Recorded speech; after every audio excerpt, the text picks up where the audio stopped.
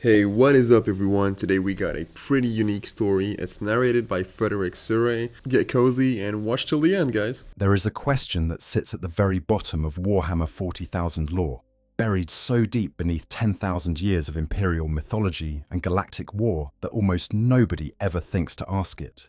It's not a complicated question, it's actually a very simple one. And when you finally hear it spoken out loud, the answer is going to bother you for a long time. The question is this: is there a weapon in existence that could actually kill the Emperor of mankind? Not wound him, not slow him down, not inconvenience him, kill him, end the reign of the God Emperor, extinguish the Astronomicon, collapse the psychic wards around the Imperial Palace, and reduce the single most important being in human history to a memory. Most people, when they think about this, immediately start listing the obvious candidates. The Chaos Gods, certainly, represent an existential threat to the Emperor's continued existence. But the battlefield there is the warp itself, and the Emperor has been fighting that war for 10,000 years from his golden throne. Horus came the closest any physical being ever has to ending the Emperor, close enough that the War Master essentially succeeded, leaving the Emperor shattered and crippled beyond any normal recovery, sustained only by the sacrifice of 1,000 psykers every single day. But Horus is gone, and the Chaos Gods are still locked in their eternal push and pull with the Emperor's will. So what else is out there? Most conversations stop at that point. People nod, acknowledge the Chaos Gods are the big threat, and move on to talking about the logistics of the Adeptus Mechanicus, or whether Robute Guilliman is going to do something interesting this century. And that's understandable. The 40,000 setting is vast. There are more threats and factions and ancient cosmic horrors than any one person can comfortably hold in their head at the same time. But here is what almost nobody talks about. There is a weapon, not a faction, not an abstract cosmic force, but a specific physical weapon that was specifically designed to phase through any defense in the universe. Energy shields, irrelevant. Power armor, irrelevant. Demonic bodies, irrelevant. And most critically for our purposes today, psychic barriers, completely, utterly, devastatingly irrelevant. This weapon is called the C'tan Phase Scythe, as it was carried by one of the oldest and most terrible beings in the entire 40K universe. A being so ancient that the very concept of death as humanity understands it was imprinted onto the collective unconscious of almost every intelligent species in the galaxy by this creature's actions. A being called Azagorod, the Nightbringer, Kalis Ra, which in the ancient Eldari tongue means destroyer of light. And here is the thing that makes this conversation genuinely unsettling when you sit with it for a while.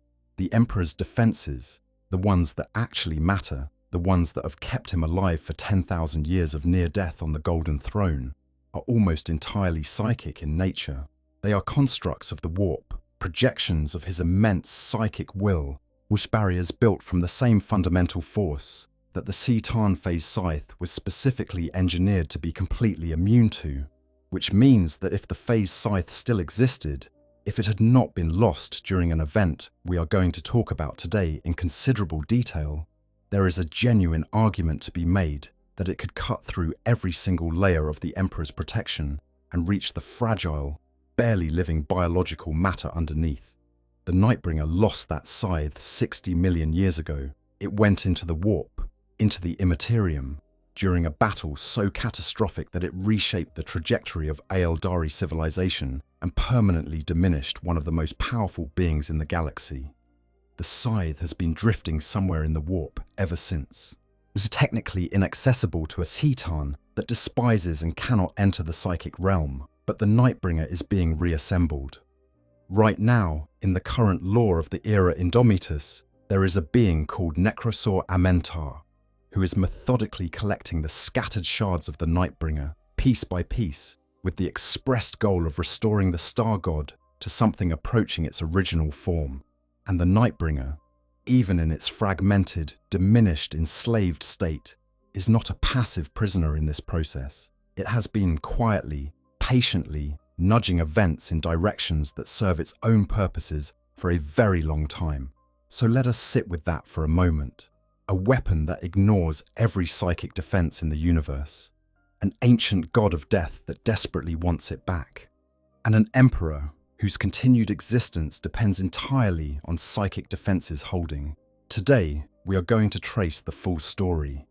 We are going to go back 60 million years to the time when stars were young and the first civilizations in the galaxy were learning what it meant to be afraid. We are going to meet the C'tan, what they actually are, where they came from, and why their relationship with physics is fundamentally different from anything else in the 40,000 universe. We are going to walk through the war in heaven, which is not just a cool backstory element, but the single most important event in galactic history, the conflict that shaped literally everything that came after. And we are going to understand, in precise detail, why a weapon that was built 60 million years ago might be the single greatest threat to the Imperium of man that almost nobody is discussing. Get comfortable. This is going to take a while. But I promise you, by the end, you are going to look at the Nightbringer's empty hands in a very different way. Section 2. Born from Dying Stars. The origin of the C'tan. Before we can talk about the weapon, we need to talk about the being who carried it.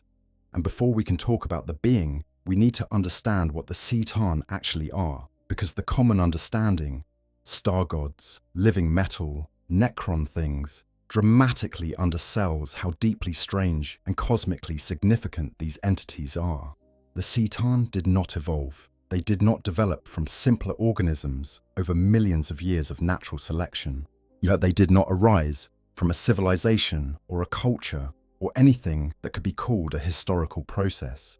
They emerged, in the most literal sense imaginable, from the universe itself, from the raw energetic processes of stellar formation in the earliest age of the cosmos. In the beginning, when the Milky Way galaxy was still young and stars were forming from primordial gas clouds, the universe was saturated with forms of energy and radiation that are difficult for modern physics to fully account for.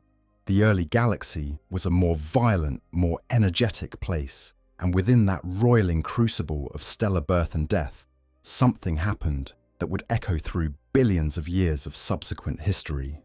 Certain concentrations of energy, vast, diffuse, barely organized, began to develop something approaching consciousness. But they were not alive in any biological sense. There was no carbon, no chemistry, no metabolism. What they were, at their most fundamental level, were beings of pure electromagnetic energy, vast enough to spread across the surface of an entire star, feeding on the stellar output, existing in a state somewhere between energy and awareness. The Aeldari would later call them the Ingir. The Necrontyre who encountered them much later called them the C'tan, which in their language simply meant star gods. Both names, in their own way, get at something true about these entities. They were old, beyond any meaningful comparison. By the time the first biological life was stirring in the warm oceans of primitive worlds, the C'tan had already been drifting through the galaxy for hundreds of millions of years, feeding on stars, slowly growing more complex in their awareness, interacting with each other in ways that had no biological analogue. It is important to understand that the C'tan, in their natural state, were not physical beings in any conventional sense. They had no solid form. They had no presence in what we would call the material world. They existed as patterns of energy, as self-sustaining electromagnetic processes burning bright against the backdrop of stellar radiation. They could not act on the physical universe in any direct way. They could not pick things up or build things or communicate with material beings. They were immense and ancient and essentially powerless in the way that a thunderstorm is powerless. Impressive, certainly, but incapable of doing anything with intent. Actually, this is where the relationship with the Necrontyre becomes so significant, because it was the Necrontyre who gave the C'tan something they had never had before, physical bodies. But we are getting slightly ahead of ourselves. First, let us talk about the C'tan's relationship with the warp, because this is absolutely central to everything else we are going to discuss today, including the phase scythe. and why it works the way it does. The warp, the immaterium, the psychic realm, the stuff that chaos is made of, is the reflection of conscious emotion in a dimension that runs parallel to our physical reality. It is the realm of feeling, of passion, of thought, of spiritual resonance. Every being with a soul creates ripples in the warp simply by existing. The chaos gods are vast accumulations of those ripples. A given sentient form over millions of years of psychic resonance.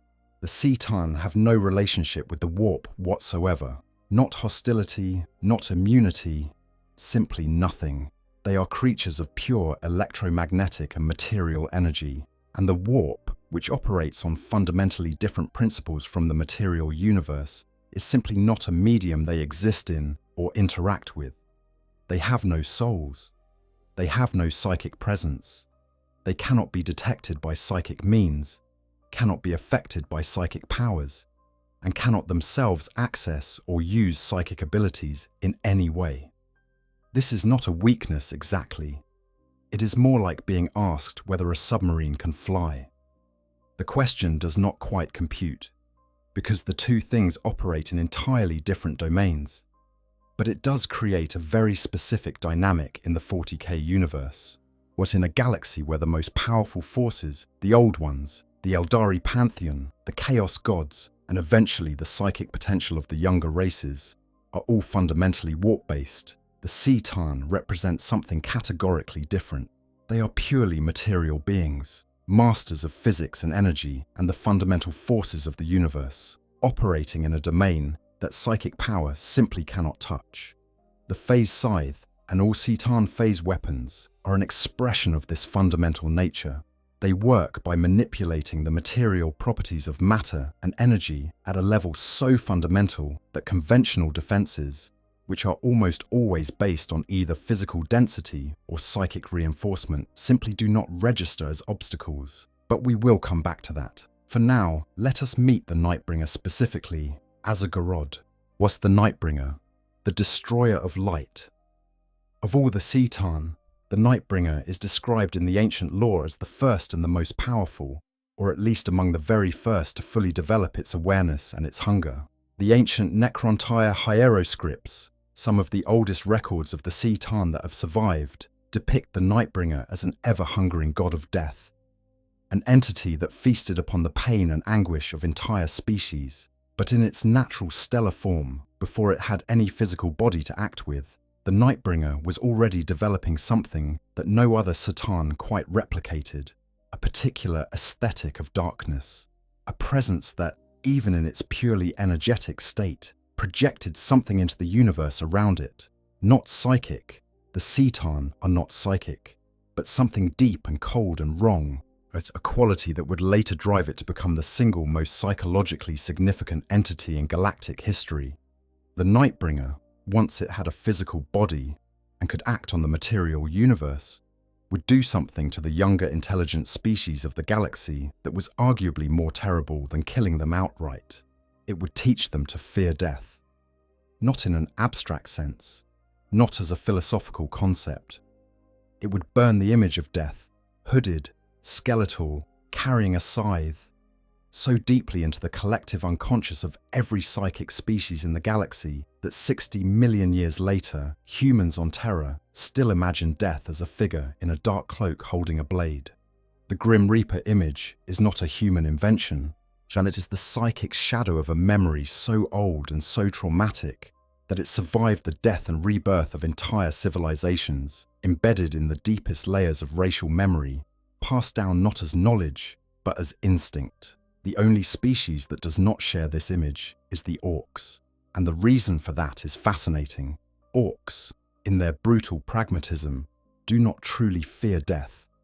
They do not have the emotional architecture for the specific kind of existential dread the Nightbringer was trying to cultivate, so the imprint did not take. Every other species in the galaxy, humans, Eldari, Tau, Tyranids in their own alien way, even the Drukhari, with all their deliberate cultivation of cruelty, carry some version of that ancient terror in their genetic memory. That is the Nightbringer. That is what we are dealing with. Alice, now we need to understand how it got a body in the first place, and for that, we need to talk about the Necrontyre. Section 3. The Necrontyre bargain. To understand the Necrontyre, you need to understand what it means to be a species defined entirely by death. Their homeworld orbited a star that was, in astronomical terms, deeply hostile. The radiation levels on the Necrontyre homeworld were so intense that the average lifespan of a Necrontyre was, by the standards of most intelligent species, pitifully brief. They aged quickly. Their bodies were ravaged by radiation-induced cancers that nothing in their medical science could fully prevent. And the shadow of early death was not a background concern, but the central fact of Necrontyre existence. This bred a civilization that was, from its very foundations, obsessed with mortality. Not in the way that most cultures develop philosophical frameworks for dealing with death. The Necrontyre were obsessed with it the way a person drowning is obsessed with air. Their entire scientific effort, their art, their religion, their political structures, everything was shaped by the single overwhelming desire to not die, to live longer, to find, somehow, a path to the permanence that their biology denied them. And against this backdrop of desperate mortality, they looked at the skies and saw the Old Ones. The Old Ones were the first truly advanced civilization in the galaxy, ancient beyond any comparison that the Necrontyre could meaningfully make, masters of both technology and the warp. The Old Ones had spread across the galaxy in the remote past, seeding worlds with life. I'm creating the webway network that allowed instantaneous travel between distant stars, and achieving something that the Necrontyre wanted desperately: effective immortality. The Old Ones lived for immense spans of time. They did not age in the conventional sense. They existed on a timescale that made the brief lives of the Necrontyre look like the flicker of a struck match. The Necrontyre asked the Old Ones for the secret of their longevity. The Old Ones refused. The reasoning behind that refusal is never fully explained in the lore. Maybe the Old Ones had their own standards about which species were ready for immortality. Maybe they simply did not want the Necrontyre to have it. Maybe it was a bureaucratic oversight. Whatever the reason, the refusal landed on a civilization that was already wound tightly with resentment and desperation, and it was the spark that started a fire that has never fully gone out. The first war in heaven, or rather, the first phase of the conflict that would eventually become the war in heaven, was fought between the Necrontyre and the Old Ones, and the Necrontyre lost. Badly. The Old Ones had mastery of the warp, which gave them capabilities that no amount of conventional technology could match. The Necrontyre were pushed back to the edges of the galaxy, humiliated and furious, their civilization beginning to fracture under the stress of repeated defeat. It was in this moment of desperate fracture that the Necrontyre first encountered the C'tan. The historical records of exactly how first contact was made are contradictory and confused. Some accounts suggest it was a chance discovery, Necrontyre scientists detecting unusual energy signatures from certain stars and investigating. Others suggest the C'tan actively sought out the Necrontyre, drawn by the intensity of their suffering and their hatred. The Book of Mournful Night suggests the C'tan were drawn to the Necrontyre by the beacon of their collective agony, which has a grim poetry to it that fits the C'tan's general aesthetic. What is known is that the Necrontyre figured out how to give the C'tan physical bodies. The mechanism was the development of necrodermis, living metal, a material of extraordinary properties, capable of self-repair, of shifting and flowing while remaining enormously durable, of interfacing with energy in ways that conventional matter simply cannot. The Necrontyre fashioned bodies from this material and offered them to the C'tan, and in so doing, changed the history of the galaxy forever. For the C'tan, the offer of a physical body was transformative. Suddenly, beings that had spent hundreds of millions of years as vast but essentially passive energy fields could interact with the material universe directly. They could move through space, could manipulate matter, could communicate with material beings, and critically, they could feed in new ways. Because in their physical necrodermis bodies, the C'tan discovered that the electromagnetic life energy of biological beings what we might loosely call the soul, though the Citan would despise that framing, was extraordinarily palatable. The Citan had previously fed on stellar radiation, which is abundant but diffuse. The life energy of thinking beings was concentrated, rich, complex. It was, from the Citan's perspective, a vast improvement. The Necrontyre got something in return. They got the Citan's allegiance in the war against the Old Ones. They got weapons and technology that made their forces suddenly capable of competing with beings who wielded the power of the warp.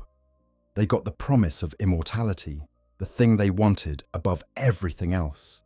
And the Citan, specifically Mephetran, the Deceiver, working through Illuminor Seras, the Necrontyre's own chief scientist, offered them a concrete path to that immortality.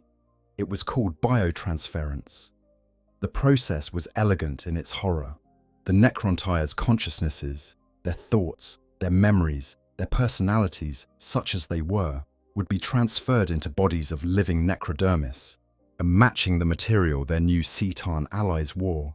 They would be immortal, immune to disease, immune to the radiation that had been slowly killing them since birth, immune to aging. They would live forever in the bodies of machines, and their biological frailty would be gone forever. What the Citan did not mention, what the Deceiver specifically, carefully, precisely did not mention, was what the Necrontyre would lose in the process. When the vast biofurnaces roared to life, and the first Necrontyre walked in as flesh and blood beings and walked out as metal constructs, the Citan feasted. Above the furnaces, in their necrodermis bodies, the Citan swooped and dove through the torrent of cast-off life energy, the souls stripped from the Necrontyre in the process of transfer, and gorged themselves. The Necrontyre gained their immortal bodies, and the Citan gained something they had never had in such abundance: the life force of an entire civilization consumed in a single feast. The Silent King, Sarek, emerged from the process and understood immediately that he had made a catastrophic error. His people had their immortal bodies, but the price, the soul, the inner life, the emotional depth that made a being more than a machine, was gone. The Necrontyre were no more. The soulless, undying Necrons had been born in their place. Most of the newly minted Necrons did not care. The process had stripped them of the capacity to feel much of anything, and indifference was simply the new baseline. Only the strongest-willed among the nobility and the military retained anything resembling their full intellectual capacity and personality. Just the common Necron soldier became, in essence, a very sophisticated weapon, capable, durable, loyal, and empty. But those newly empowered Citan, now fat with the life energy of billions of consumed souls, were very much awake, and with their Necron legions marching at their side, they turned to face the Old Ones with fresh hunger. The war in heaven was about to begin, in earnest. Section 4. The war in heaven. Let us be honest about something before we get into this. Because the war in heaven is the kind of event that loses its weight if you just list the facts without pausing to appreciate what they actually mean. When we talk about the war in heaven, we are talking about a conflict that took place 60 million years ago. The dinosaurs on Terra were still alive when this war was being fought. The predecessors of humanity had not yet diverged from other primates.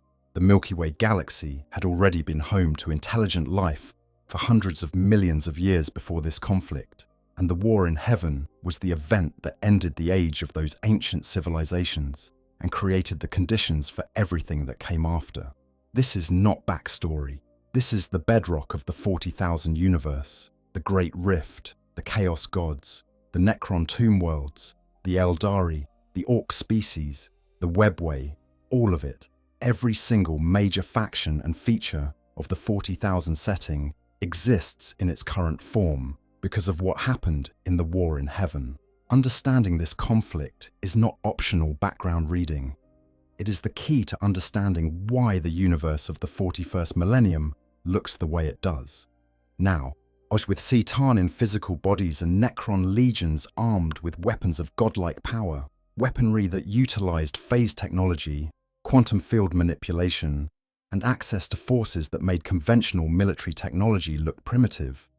The war against the Old Ones resumed with a violence that had no precedent in galactic history. The Old Ones fought back, of course. They were not passive. They were an immensely powerful civilization with mastery over the warp and tens of millions of years of accumulated knowledge. Their advantage in psychic power was enormous. They could walk the Imperium, draw on its vast energies, and wield abilities that the Citan, who had no relationship with the warp and never would, simply could not match in that domain. So the Old Ones did what old, wise, powerful civilizations do when faced with an existential threat. They played the long game. They began to create warrior species, bioengineered from scratch or uplifted from existing organisms, designed specifically to fight the Citan and the Necrons. Species that were psychically attuned, connected to the warp, capable of wielding the one power the Citan could not simply absorb or redirect. The Krork were created, enormous, aggressive, physically powerful beings designed for combat, and the ancestors of what the 41st Millennium would call orcs, the Rashan, the Kanib, various other engineered species we no longer have detailed records of, all created as weapons in the Old Ones' desperate defensive effort, and most significantly for the long-term history of the galaxy, the Eldari, a species of exceptional psychic sensitivity and intelligence, forged specifically to be powerful wielders of the warp, intended to serve as both warriors and stewards of the galaxy's psychic ecosystem. The Eldari created something else in that period too, something that would have its own devastating relevance to the story we are telling today. Nurtured by the collective psychic resonance of a powerful and emotional species, given form by the weight of belief and the intensity of feeling, the Eldari pantheon came into being in the warp. Gods of war, love, craft, fate. Entities that were in some ways analogous to the Chaos Gods, but far more personalized, more specific, more tied to the Eldari psyche. These were not abstract forces. They were the Eldari's own mythological figures, made real by the power of collective belief. Among them was Kayla Mencha Cain, the bloody-handed god of war, and it is Cain who will feature most importantly in our story. But first, the war itself. The Citan were devastating. When you have a being that is, in its natural state, an energy field vast enough to engulf a star, compressed into a physical body of living metal that can self-repair, armed with weapons that phase through any conventional defense, and backed by legions of unkillable metal warriors, you have something that most conventional military forces simply cannot meaningfully oppose. The accounts of Citan in battle during the War in Heaven are genuinely staggering. Stars were extinguished as weapons of war. Black holes were deployed to swallow entire planetary systems. Entire civilizations that had existed for thousands of years were consumed. Is their world stripped of life? The Citan feasting on the electromagnetic residue of billions of deaths. The Necron legions moved through the galaxy like a tide, their phase weapons cutting through any defense the Old One's servant species could construct, their bodies reforming after damage that would have killed organic soldiers many times over. The Nightbringer was among the most terrible of the Citan in this period, where other Citan were interested in raw power or manipulation or the simple consumption of life. The Nightbringer had developed its own specific aesthetic of destruction. It did not merely kill, it cultivated terror. It operated on a scale and with a deliberateness that suggested something approaching art, a horrific, galaxy-scarring art, but art nonetheless in the sense that it reflected a particular vision and intent. But the Nightbringer would descend on worlds that still had living inhabitants, the servant species of the Old Ones, the Eldari and Krork, and others who fought in the war. And it would kill them. Not quickly, not efficiently, slowly, visibly, in ways designed to maximize the psychic resonance of the fear and the suffering, because that fear, that psychic imprint of death's inevitability, was what the Nightbringer was cultivating. Every psychic being who witnessed the Nightbringer work carried the memory forward. Every species connected to the warp broadcast their terror into the Imperium, and over time, That terror accumulated into something that would last for 60 million years. The deep-coded racial memory fear of death given a specific image. The hooded figure, the cold light, the scythe. The scythe specifically is worth noting. The Nightbringer carried the C'tan phase scythe as its personal weapon, and the image of a skeletal reaper carrying a curved blade became inseparable from the concept of death itself for every psychically sensitive species in the galaxy. The weapon was so present, so constant in the Nightbringer's work, that it became iconographic. It was not just a tool, it was a symbol. And the Nightbringer used it with the kind of practiced precision that suggested it had been wielding that specific weapon for a very, very long time. Meanwhile, the war ground on. The Old Ones were losing, but they refused to collapse. Their mastery of the warp was their one significant advantage, and they leaned into it harder with every passing century. The Eldari were becoming more powerful as they developed, their psychic abilities growing sharper and more sophisticated. The Krork were multiplying and spreading, their biologically encoded love of combat making them effective if chaotic warriors. But then something else entered the equation, something the Old Ones had not anticipated and could not easily control. The warp was being destabilized. The war in heaven was a conflict of such immense scale, fought over such an enormous geographic area and such a long time period, that the psychic resonance of billions of deaths, centuries of terror and suffering, was doing something to the Imperium. The warp is not static. It responds to the emotions of conscious beings, and a galaxy-spanning war fought between species with powerful psychic connections to the Imperium was creating storms in the psychic realm that the Old Ones, yet with all their power, could not fully contain.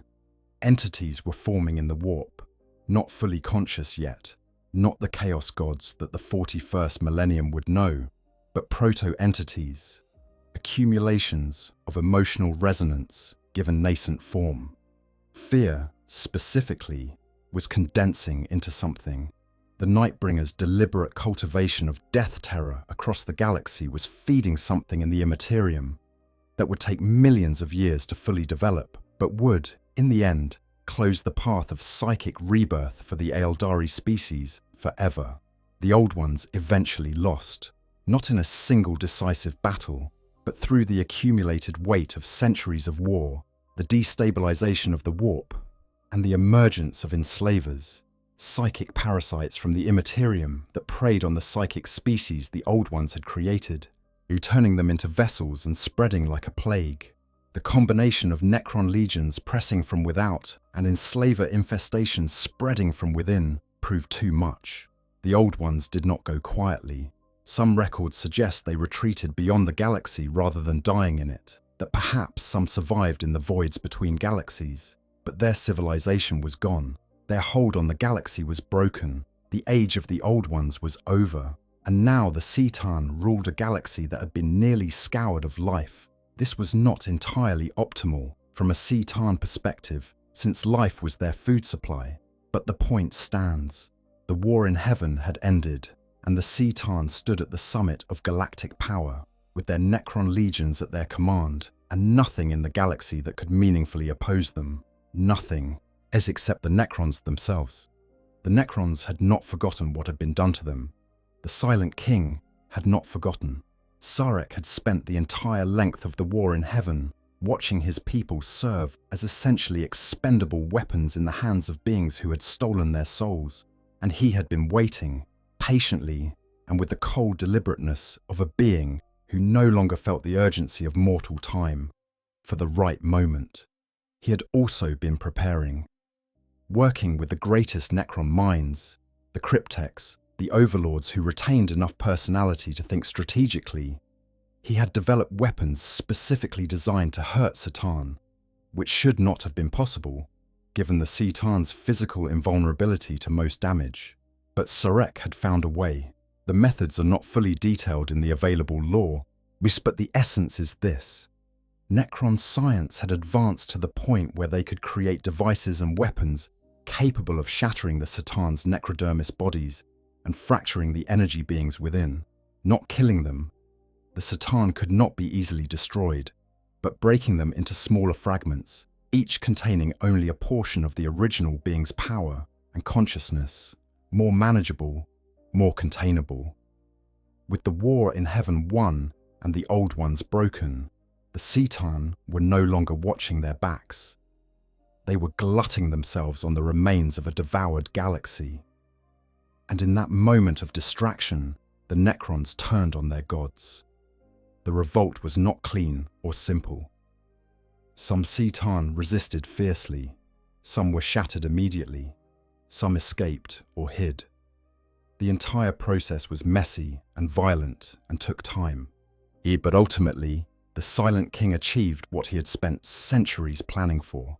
The C'tan were broken into what the 41st Millennium calls C'tan shards, fragments of the original beings, each sealed within an arcane device called a Tesseract Labyrinth, held captive, deployable as weapons when needed, but no longer in control. The age of the C'tan was over, but the damage they had done to the galaxy, and specifically the damage the Nightbringer had done to the psychic landscape of every intelligent species, would echo for 60 million years and counting. And the scythe, the Nightbringer's most beloved weapon, the one it had used in 10,000 worlds of deliberate, cultivated slaughter, was already lost, already drifting in the warp, where the Nightbringer could not follow. That loss had happened even before the Necron revolt, or it had happened in the most significant single combat of the war in heaven. But before we can talk about that battle, we need to understand the weapon itself. Section 5. The Phase Scythe, a weapon that should not exist. There is a concept in material science called phase, and it refers to the state of matter: solid, liquid, gas, plasma, and a few exotic others that exist only under extreme conditions. When something phases, in the conventional sense, it changes state. Ice melts into water, water evaporates into steam, the atomic structure reorganizes, and the physical properties change accordingly. C'tan phase weapons do something categorically different. They do not change the state of the weapon. They change the fundamental relationship between the weapon and the physical universe around it.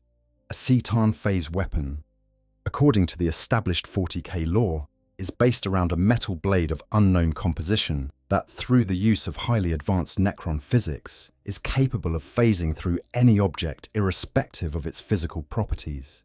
Read that carefully. Any object, irrespective of its physical properties. This is not a weapon that hits harder than conventional armor can absorb. This is a weapon that treats conventional armor as though it does not exist, as though the physical barrier between the weapon and its target is a conceptual problem rather than a physical one, and solves it by simply not acknowledging the barrier's existence.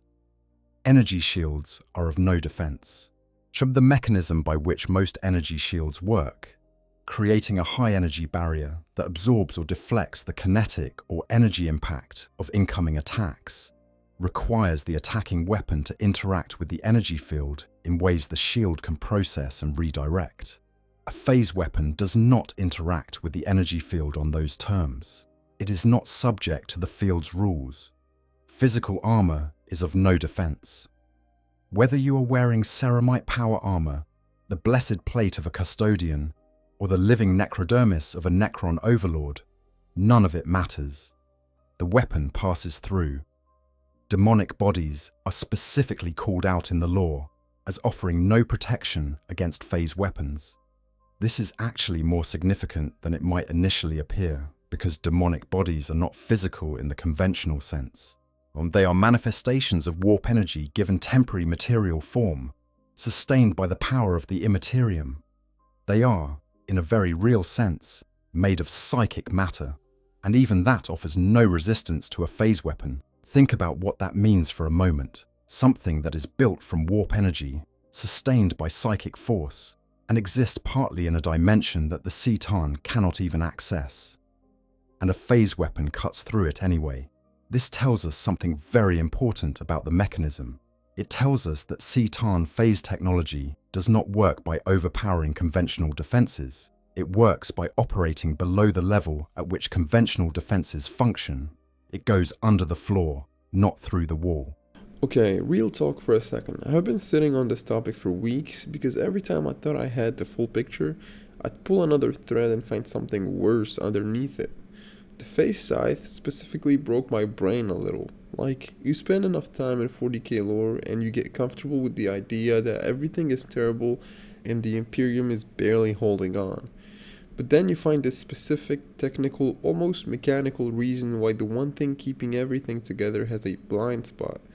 And it's not dramatic, it's not a prophecy, it's just physics. Old physics. From before humanity existed.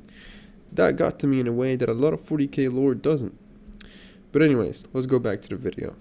Whatever the physical mechanism, and the lore deliberately keeps this vague, it operates at a level more fundamental than the mechanisms that make shields work, that make armor solid, that make warp matter cohesive.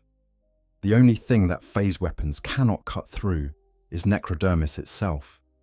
This is because a Citan's body is made of the same material, the same alloy as the blade. When you attack a Citan with a phase weapon, the weapon becomes part of the Citan's body, absorbed into its necrodermis shell.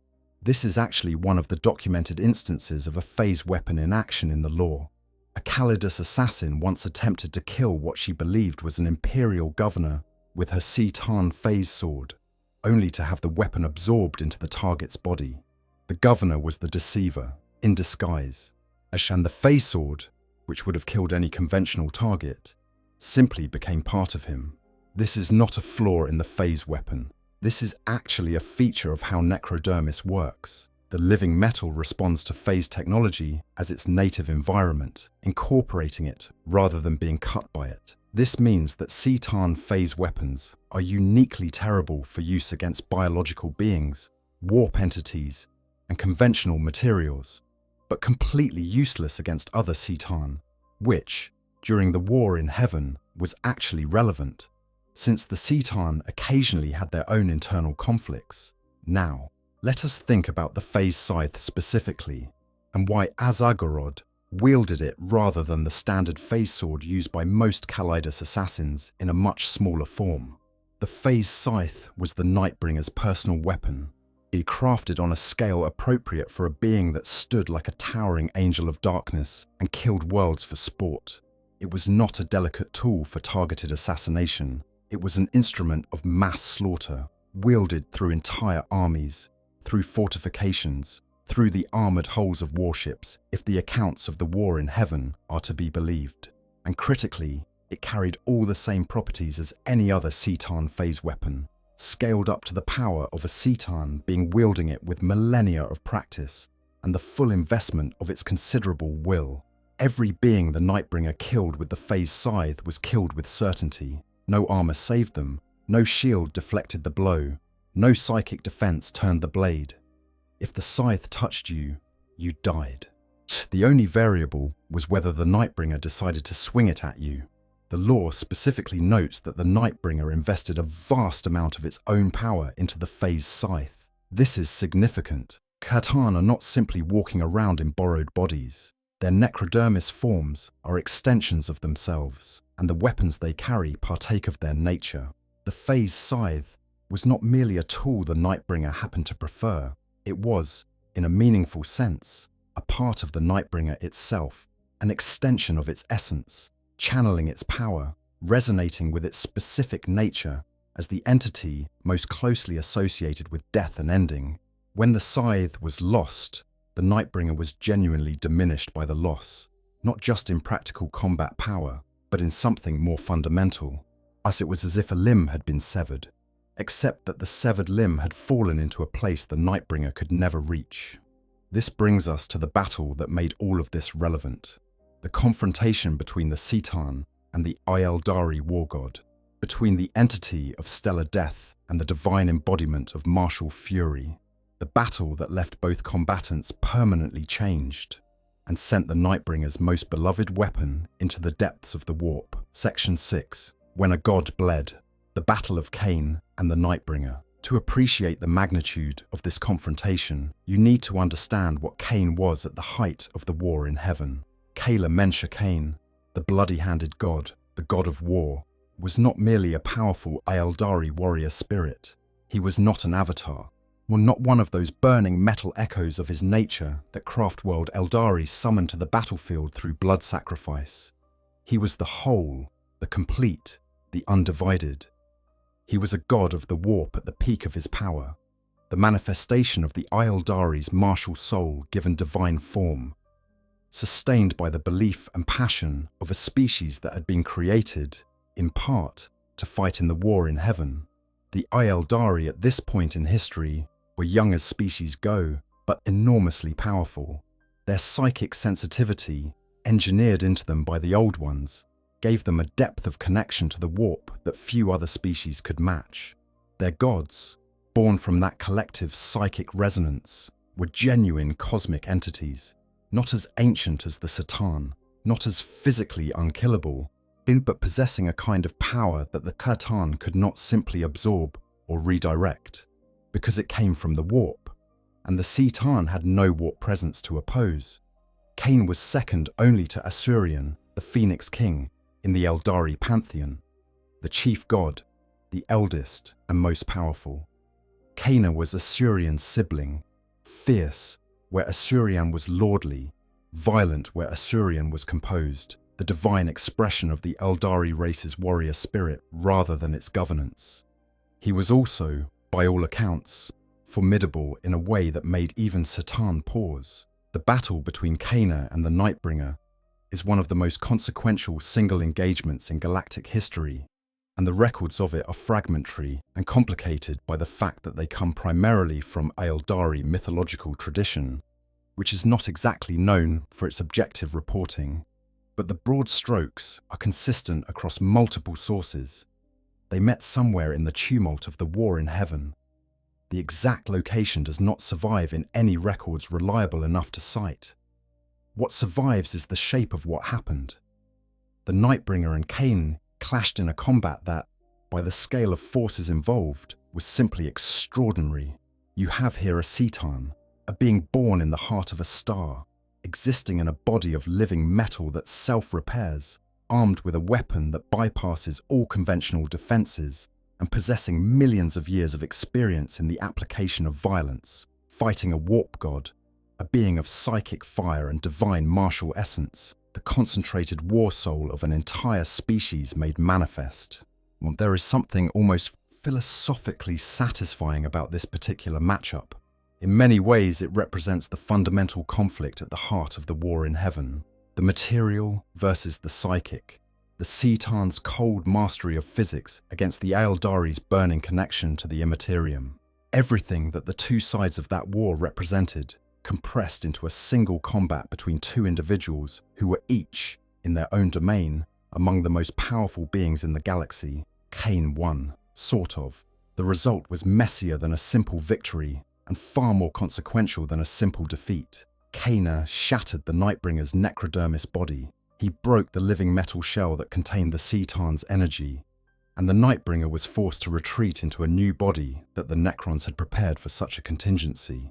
And in that specific sense, Cain achieved what he was fighting for, but the battle cost him enormously. When the Nightbringer's necrodermis body shattered, the fragments flew outward with tremendous force, and some of them struck Cain. Necrodermis shards pierced him, embedded themselves in his warp form, lodged in the substance of a god in ways that could not be simply removed. The living metal carried something of the Nightbringer's nature with it, that cold, dark quality, that aesthetic of death and ending, and it tainted Cain's divine essence in ways that would have cascading consequences for the entire Eldari species. The Eldari call this the aspect of the Reaper. The necrodermis that embedded itself in Cain began to change him. The martial fury that had defined him became something darker, something tinged with the Nightbringer's own obsession with death. Cain became progressively more violent, less discriminating, more inclined toward wholesale destruction rather than the clean honor of combat. This is part of the mythological explanation for why Cain ultimately tried to kill the Eldari themselves. why the prophecy came that his own mortal children would bring about his end. The Nightbringer's taint, working slowly through divine essence, corrupted the clear spring of martial honor into something murkier and more dangerous. And that is part of a chain of consequences that contributed, eventually, to the fall of the Elder. The Nightbringer had planted fear of death in the collective psyche of the younger races. That fear resonated in the warp, feeding entities forming there, proto-entities that would, and over millions of years, develop into beings that could interfere with the Eldari soul's path of rebirth. The corruption of Cain fed into this process. The emotional resonance of Eldari civilization, shaped by the fear and the corruption and the divine taint, became the substrate from which the entity called Slaanesh would eventually coalesce. The Nightbringer, in other words, helped end the Eldari as a galactic power, not through direct attack, but through the long-term consequences of its deliberate cultivation of death terror and the battle with Cain. This is the kind of thinking that characterizes the Nightbringer. It does not always seek immediate victory. Sometimes it is patient. Sometimes the most devastating attack is the one that lands millions of years after the blow was struck. But the other consequence of the battle with Cain is the one that concerns us most today. The phase scythe was lost. During the battle, at some point, the exact mechanics are not preserved in any reliable account. The Nightbringer's primary weapon was separated from it and cast into the Imperium, the warp, the realm that the C'tan could not enter.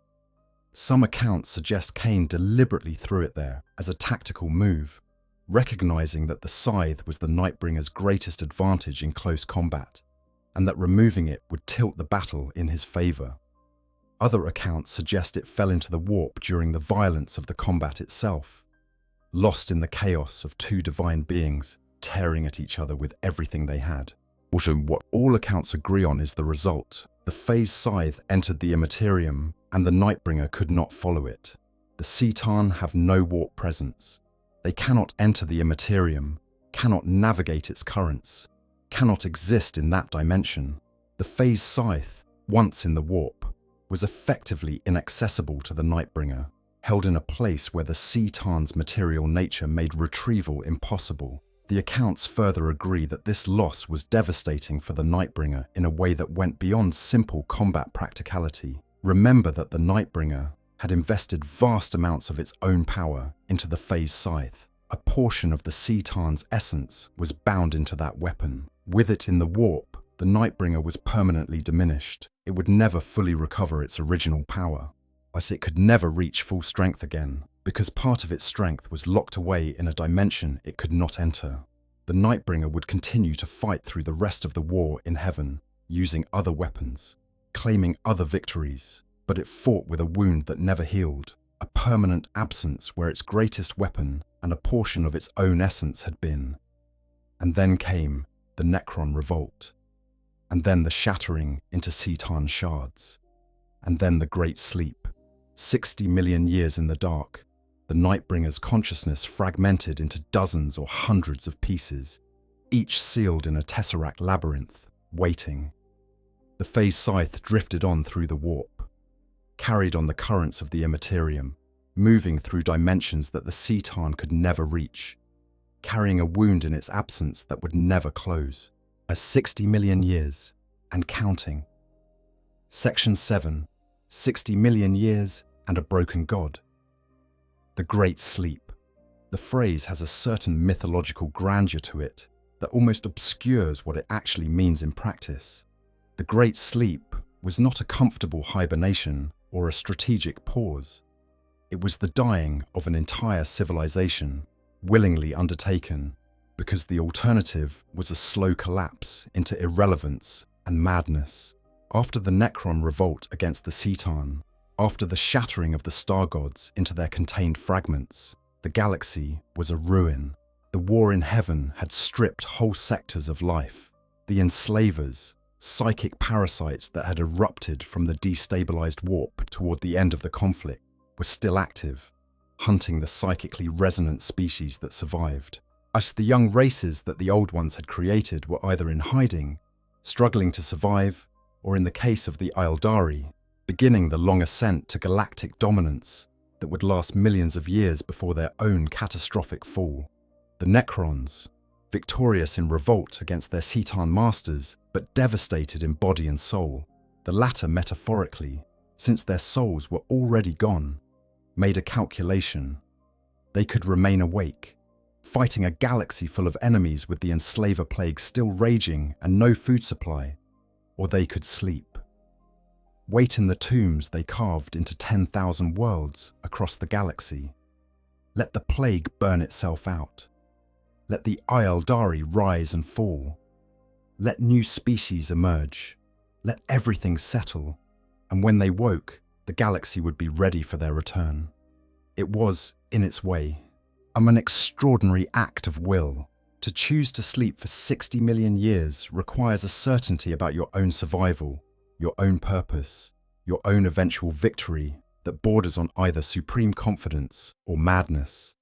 The Silent King Sarek made this choice for his entire species, then dissolved the command protocols that bound the Necrons to his will and vanished into the intergalactic void alone, carrying his grief for what he had done to his people into the darkness between galaxies. And the Necron tomb worlds went dark.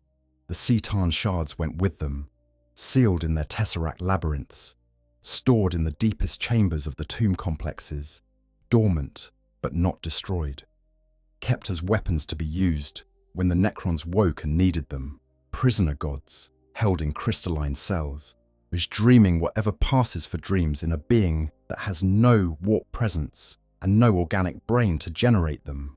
The Nightbringer, shattered into dozens, possibly hundreds, of shards, experienced something we cannot fully conceptualize.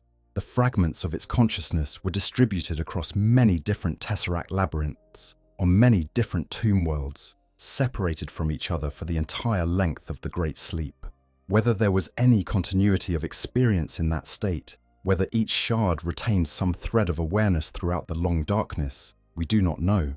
What we do know is that the Nightbringer shards that eventually awakened retained the essential nature of the original being. They were diminished. A single shard is vastly less powerful than the original whole, but they were recognizably Azagorod. The obsession with death, the cold cultivation of terror, the hunger, the particular patience, and the knowledge that somewhere in the warp, the phase scythe was still drifting. Still there, still containing a portion of the Nightbringer's own invested power. Inaccessible, unreachable, but not destroyed. The first major appearance of a Nightbringer shard in the 41st Millennium lore happened on the world of Pavonis, where a Citan shard had been entombed for 60 million years after the ship carrying it crashed on the planet's surface, burying the shard 10 kilometers underground. The fourth company of the Ultramarines, led by Captain Uriel Ventris, was sent to the world to protect an Imperial official who was secretly an inquisitor of the Ordo Xenos investigating the Necron presence. When the awakening of the Nightbringer shard on Pavonis, freed from its entombment by the Ultramarines' activities, nearly destroyed the planet and consumed most of the Marines present. The shard was eventually forced back into dormancy by the threat of orbital bombardment, though it escaped to be entombed elsewhere before the bombardment could end it permanently. Even a single shard of the Nightbringer, still bearing the phase scythe in its manifested form, was enough to casually slaughter Space Marines and survive orbital fire. Imagine the whole. But here is what is interesting about the Nightbringer shards as they manifest in the current era. They do not carry the original phase scythe. They cannot. The original weapon is in the warp. What they carry instead are new phase weapons. It's extruded from their necrodermis bodies in the shape of the scythe, pale echoes of the original, lacking the full investment of the Nightbringer's essence, but still operating on phase principles and still capable of cutting through conventional defenses. The original phase scythe, the one that was specifically noted as the Nightbringer's most potent weapon, and the loss of which permanently diminished the Citan, is gone. 60 million years adrift in the Imperium, carrying within it a fragment of the Nightbringer's own power, and utterly inaccessible to a being that has no warp presence, unless the being could find someone else to retrieve it. unless the situation in the warp changed enough that the scythe drifted close enough to the material realm to be grasped, unless the Nightbringer were restored to something approaching its original power, with enough influence to reach into the currents of the Imperium through the actions of agents who could go where the Citan cannot. These are speculative scenarios. The lore does not give us a clear account of whether or how the phase scythe might be recovered, but they are not impossible scenarios, and the Nightbringer has demonstrated, across 60 million years of fragmentary but persistent activity, that it is a being that plays very long games indeed. This brings us to the question that has been building since the opening of this video. Why does any of this matter to the current state of the Imperium? Why does a weapon lost in the warp 60 million years ago matter to the 41st millennium? The answer is the Emperor of Mankind. That's to Section 8, the Throne and the Void, why the Emperor cannot stop it. Let us talk about the Emperor's current situation with the honesty it deserves, because a lot of discussions of the Emperor in 40,000 tend toward either deification or tragedy, and both framings obscure the specific, practical, physical reality of his circumstances. The Emperor of Mankind is not dead. He is not, by any standard definition, alive. He exists somewhere in the grey territory between the two, sustained by a combination of ancient technology, the sacrifice of 1,000 psykers every single day, and the sheer force of his own will refusing to fully let go. His physical body is broken. It has been broken since the Horus heresy ended, 10,000 years ago, when he was taken from the body of the dead Warmaster Horus, whom he had just killed, or at the cost of everything remaining in his physical form, and placed on the Golden Throne. The body that sits on that throne today is a ruin, rotting, barely held together by the stasis fields and life support technology woven into the Golden Throne's structure, animated only because the Emperor's psychic will has not fully withdrawn from it. But while the physical form decays, the Emperor's mind is doing several jobs simultaneously, all of them vital to the survival of the Imperium. First and most visibly, he is the source of the Astronomicon. This is the psychic beacon that allows the navigators of the Navy's Nobilite to steer ships through the warp. Without the Astronomicon, interstellar travel across the Imperium does not become merely difficult, it becomes effectively impossible at scale. Thus, the warp is not a simple shortcut that you can navigate by dead reckoning. It is a dimension of psychic energy and metaphysical chaos, where direction and distance are not reliable concepts. The Astronomicon is the fixed point, the lighthouse in the storm, the one reliable signal that navigators can lock onto. If it goes out, the Imperium stops being an empire and starts being a collection of isolated worlds that cannot communicate or reinforce each other. Second, the Emperor's mind is actively fighting in the warp. This is less well understood, but no less important. The immaterium around Terra, around the Sol system, around the broader space near the Imperial capital, is kept relatively stable by the Emperor's psychic presence pushing back against the entities and currents that would otherwise pour through.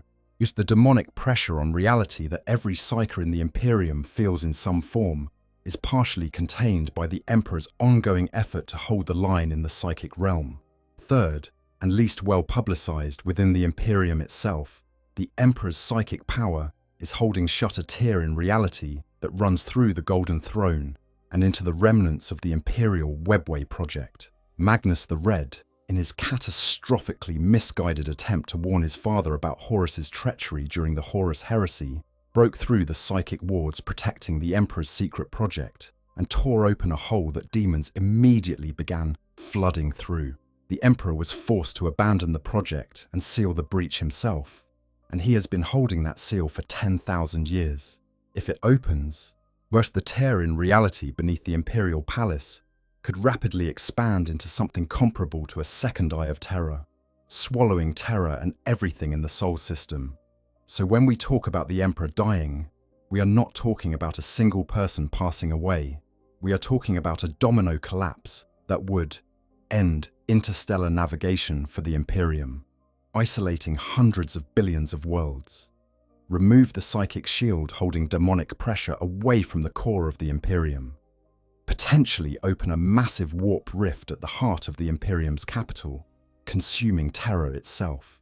This is why the Emperor's survival, even in his current barely alive state, is genuinely fundamental to the Imperium's existence. He is not merely a symbol or a figurehead. He is structural support. He is the load-bearing wall.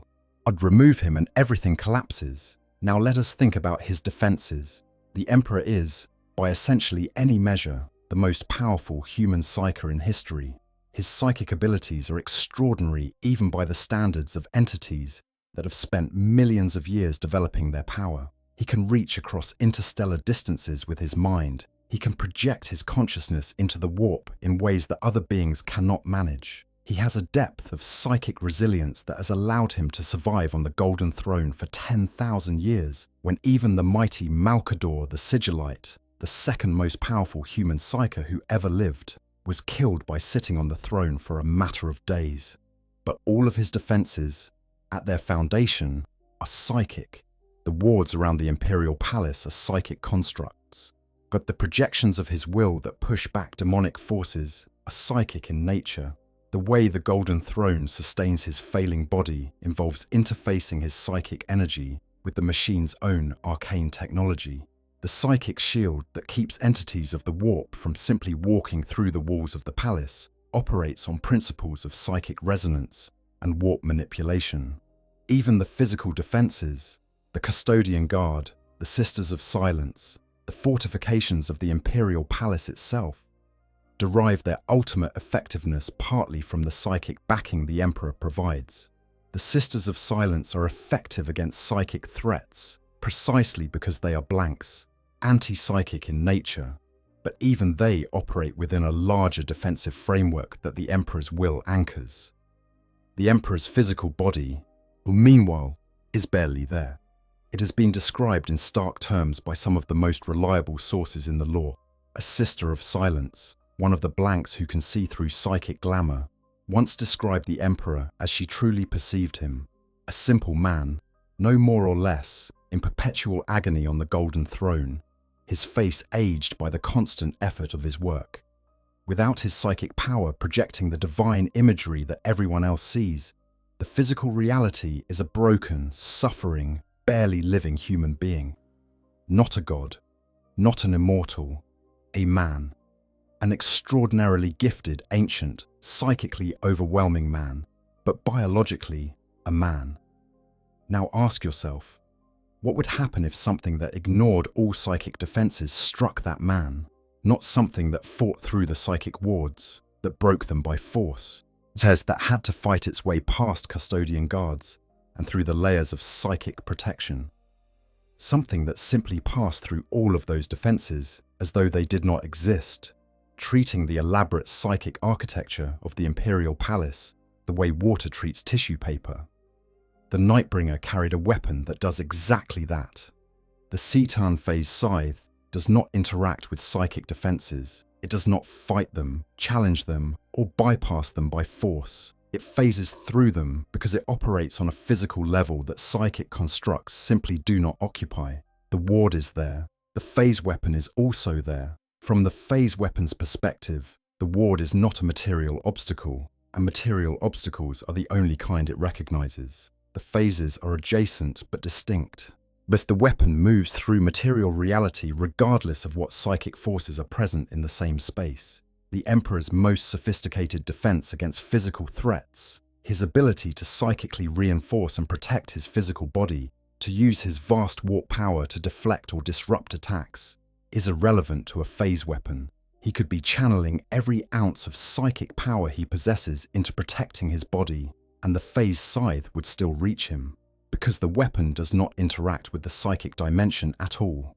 What this means, practically, is that the Emperor's physical body, already fragile, already barely alive, sustained by technology and sacrifice, and the narrow margin of his own will, is essentially undefended against a Khitan phase weapon. The layers of protection that have kept him alive for 10,000 years would all still be in place, still functioning perfectly, and completely irrelevant. This is the specific horror at the heart of today's topic. Not that the Cetan are powerful and scary, everyone knows that. Not that the Nightbringer is particularly dangerous, everyone who has read the lore knows that. The specific horror is the technical incompatibility between the Emperor's defense architecture and the specific mechanism by which phase weapons operate. There is one caveat worth noting.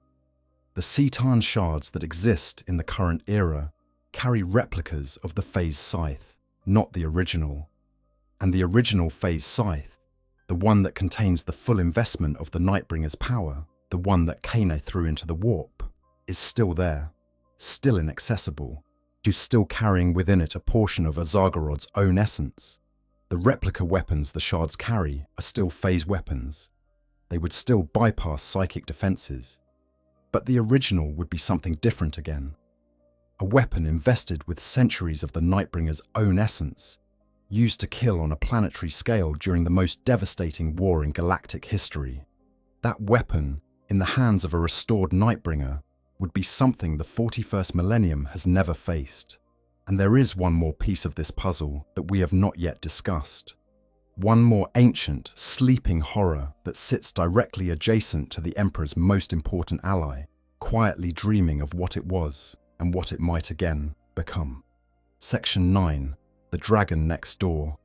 The Void Dragon on Mars. There is something underneath Mars, not metaphorically, was not as a horror fiction way of describing the dangerous secrets the Adeptus Mechanicus keeps in their deepest vaults. Literally, physically, something is sleeping beneath the Martian surface, in a place called the Noctis Labyrinthus, the labyrinth of night, beneath a canyon system 6 kilometers deep, in a chamber of basalt lined with machines of antique silver that flicker with beams of unimaginable energy. And the entity sleeping there is, according to the best interpretation of available evidence, the most powerful surviving Citan in existence. Its name, in the Eldari mythological tradition that provides most of what we know about it, is Magladroth, the Void Dragon. Its other name, given by the Adeptus Mechanicus who worship it without knowing exactly what it is the Omnissiah, the machine god. But the divine force that underlies all technology, that inhabits the machine, that is the spiritual foundation of the tech priest's faith. The story of how the Void Dragon came to be imprisoned on Mars begins, improbably, with the Emperor himself, specifically with a combat that took place somewhere near what is now Libya, around the 3rd century CE by the imperial calendar.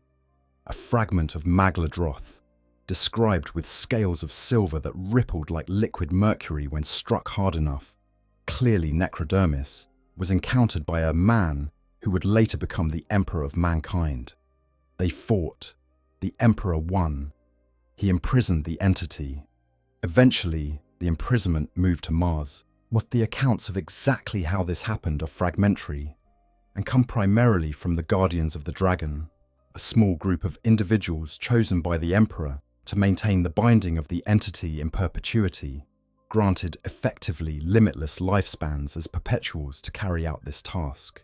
Their knowledge comes partly from the dragon's own memories, which they can access, but the dragon's memories are not entirely reliable narrators of their own history.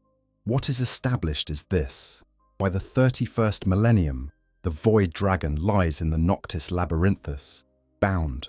Its necrodermis form is contained within what amounts to an immense stasis prison, machines channeling beams of energy in patterns designed to hold it in place, maintained by the Guardians and the systems the Emperor put in place before he was forced onto the Golden Throne. Just the reason the Emperor put it specifically on Mars is, according to one of the Dragon's Guardians, exactly what you would expect from the Emperor: calculated, pragmatic, and slightly appalling in its implications. The dragon's dream, the slow emanation of its consciousness, the ambient psychic flavor it broadcasts even in its comatose state, influenced the humans who lived on Mars, shaped their thinking, made them receptive to certain kinds of ideas. Over centuries and then millennia, that influence manifested in the tech obsession, the worship of the machine, the bizarre and extraordinary technological capability of Martian culture.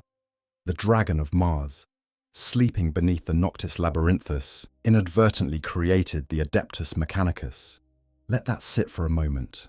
The most important technological faction in the Imperium of Man, the organization responsible for maintaining every piece of technology that keeps the Imperium functioning, from void ships to bolters to the Golden Throne itself, was shaped by the ambient influence of an imprisoned Citan. The faith they hold, the machine god they worship, is almost certainly the sleeping monster beneath their most sacred site. This is 40,000 at its grimly perfect best. The Adeptus Mechanicus' entire civilization has been unknowingly built on top of their god, who is not actually a god and is also not on their side. The Void Dragon, in the context of the Nightbringer and the Phase Scythe, matters for several reasons. First, the Void Dragon's survival changes the calculus of Citan power in the current era.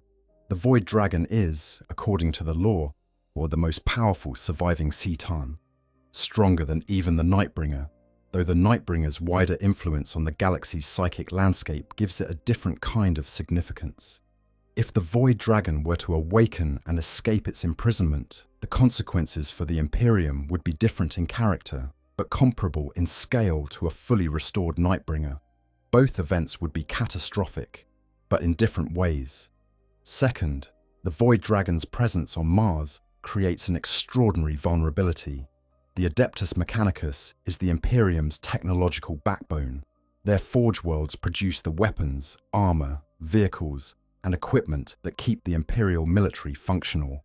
As if the Void Dragon's influence over the Mechanicus became active rather than passive, if the sleeping Citan somehow began to consciously direct the behavior of the tech priests who had spent millennia worshipping it. The results are difficult to predict, but almost certainly not good for the Imperium. Third, and most relevantly to our discussion, in 998 M41, just before the end of the 41st millennium as conventionally dated, 5 Necron Shroud-class light cruisers executed a suicide run at Mars. They penetrated the planetary defenses and landed near the Noctis Labyrinthus, pursuing an objective that was never publicly identified. The Adeptus Mechanicus fought them off, eventually, but the significance of the attack was not lost on those who knew what was beneath the Noctis Labyrinthus. Someone, some Necron force, acting on some agenda, wanted something near where the Void Dragon sleeps. Whether this was an attempt to awaken the dragon, to communicate with it, to retrieve it, or to do something else entirely, is not established in the lore. But the attack was real, and the timing, just before the fall of Cadia, just before the Great Rift tore the galaxy in half, suggests it was part of a larger pattern of Necron activity that has continued to unfold in the era Indomitus. The Void Dragon, additionally, is relevant because of its specific domain. Where the Nightbringer is associated with death and darkness, the Void Dragon is specifically a master of the material realm, of physics, of matter, of the fundamental forces that govern physical reality. Its mastery over technology and machinecraft, even in its dormant state, has reshaped a civilization. Awake and free, it would have dominion over the material world in ways that no other entity in the 40K universe quite matches. Now consider Citan phase technology, the same technology that makes the phase scythe so terrifying, operates through mastery of the material realm at a fundamental level. If the Void Dragon is the Citan most closely aligned with material mastery, and if it were to awaken and free itself and become active in galactic affairs, what does that mean for the potential applications of phase technology?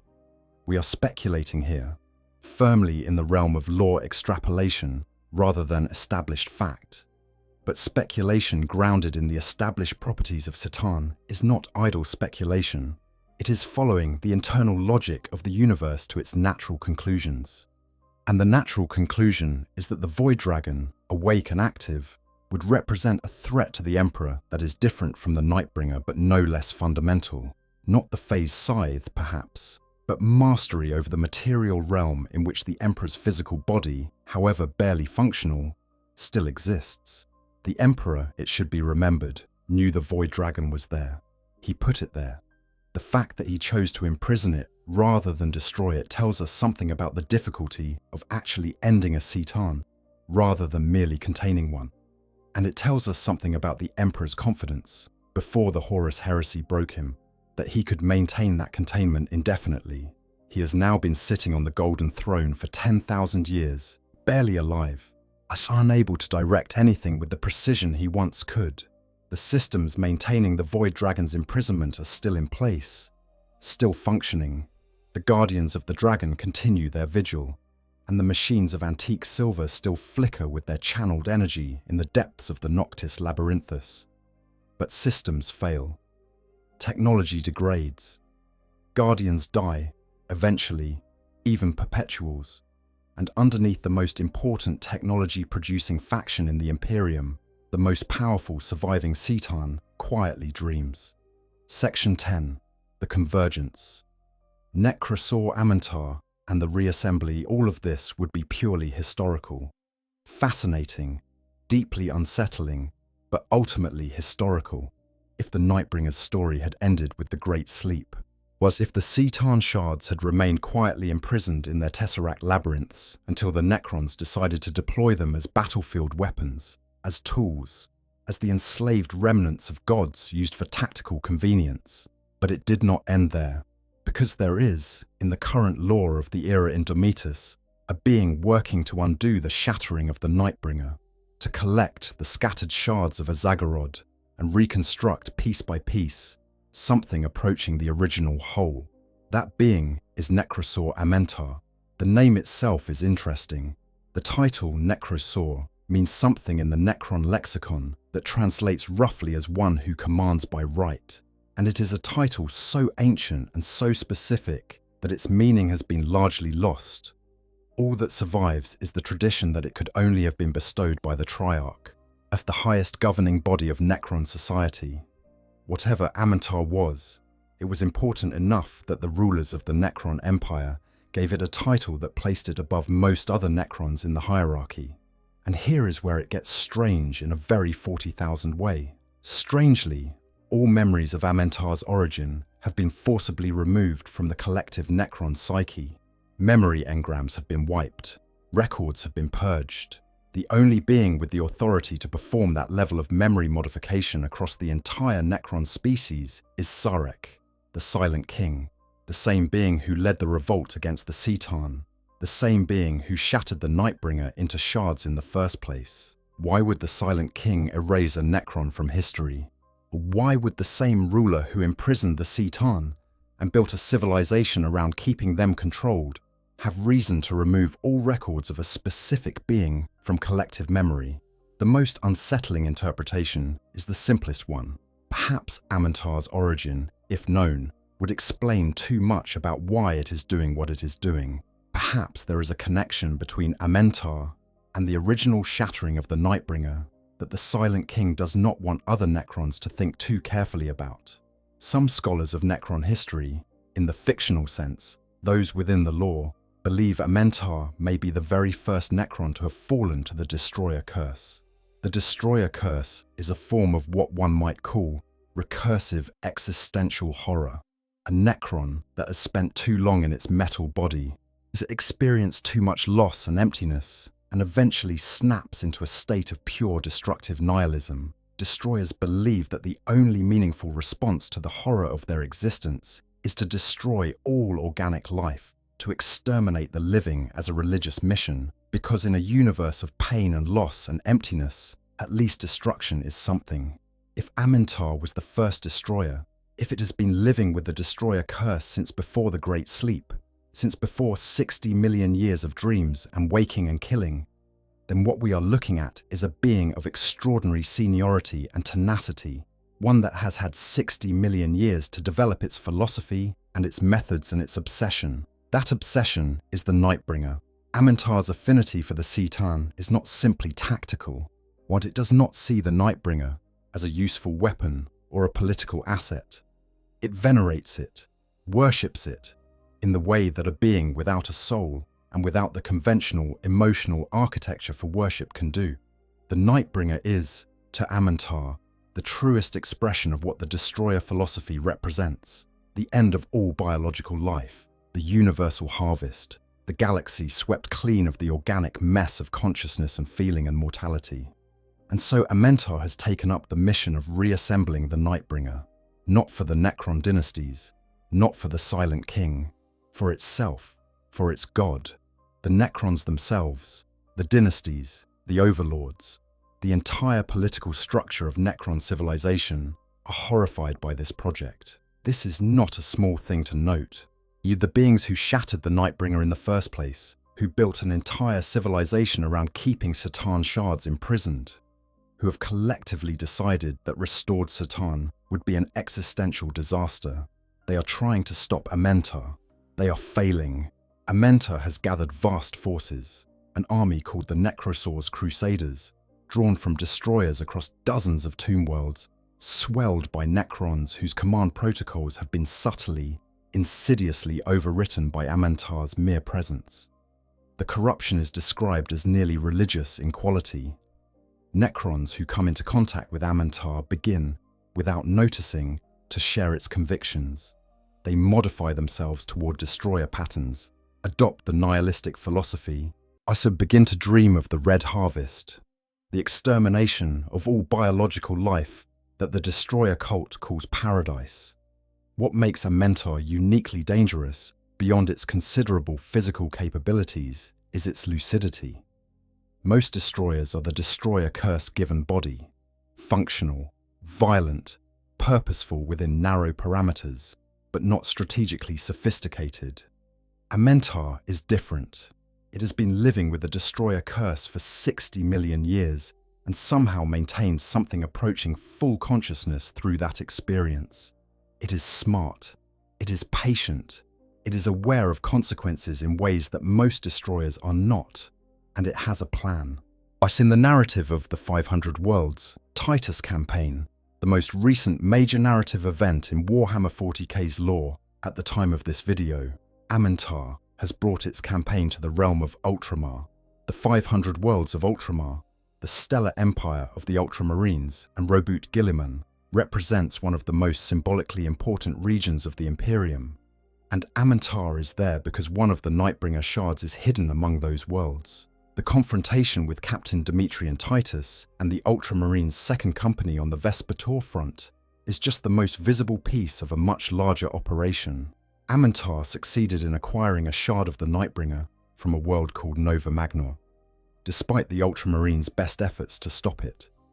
The campaign continues, the collection continues, while each shard that Amentar recovers brings the Nightbringer one step closer to a level of coherence and power that its current fragmented state cannot achieve. The shards in their Tesseract labyrinths are prisoners, deployed reluctantly as weapons by Necron commanders who understand perfectly well what they are releasing. The Nightbringer that Amentar is building toward is something different. Shards unified by purpose, beginning to resonate with each other across their individual containers, adding up to something greater than the sum of their fragmented parts. And through all of this, there are those who wonder whether the Nightbringer itself is entirely passive in this process. The Satan shards are not merely inert until someone activates them. They are diminished and controlled, but they are not without will or agency.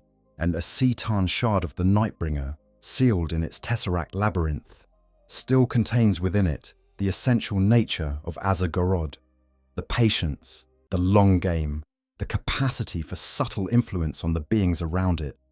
Is Amentar genuinely working for the Nightbringer, or merely aligned with it by chance? Is the Destroyer Lord acting on its own nihilistic convictions, or has it been, over decades or centuries, quietly nudged in this direction by the sleeping thing in the Tesseract labyrinth? The lore does not answer this definitively, but the Nightbringer has demonstrated, in the 60 million years since the War in Heaven, that it is capable of influencing events across extraordinary timescales through means that are difficult to trace.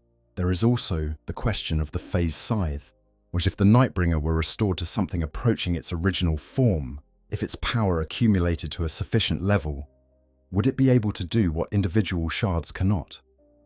Would a more complete Nightbringer be able to reach into the warp, through intermediaries, through agents, through some mechanism that remains obscure, and retrieve the weapon that was lost 60 million years ago? We do not know.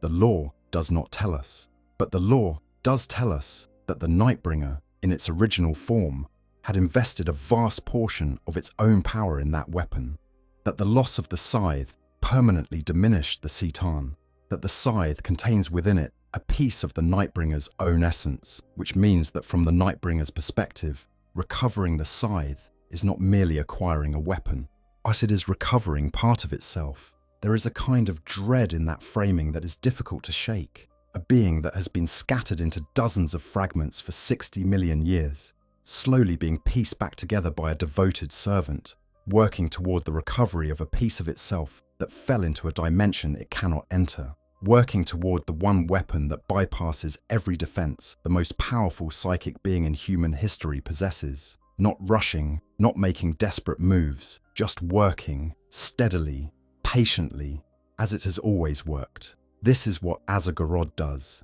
It takes the long view.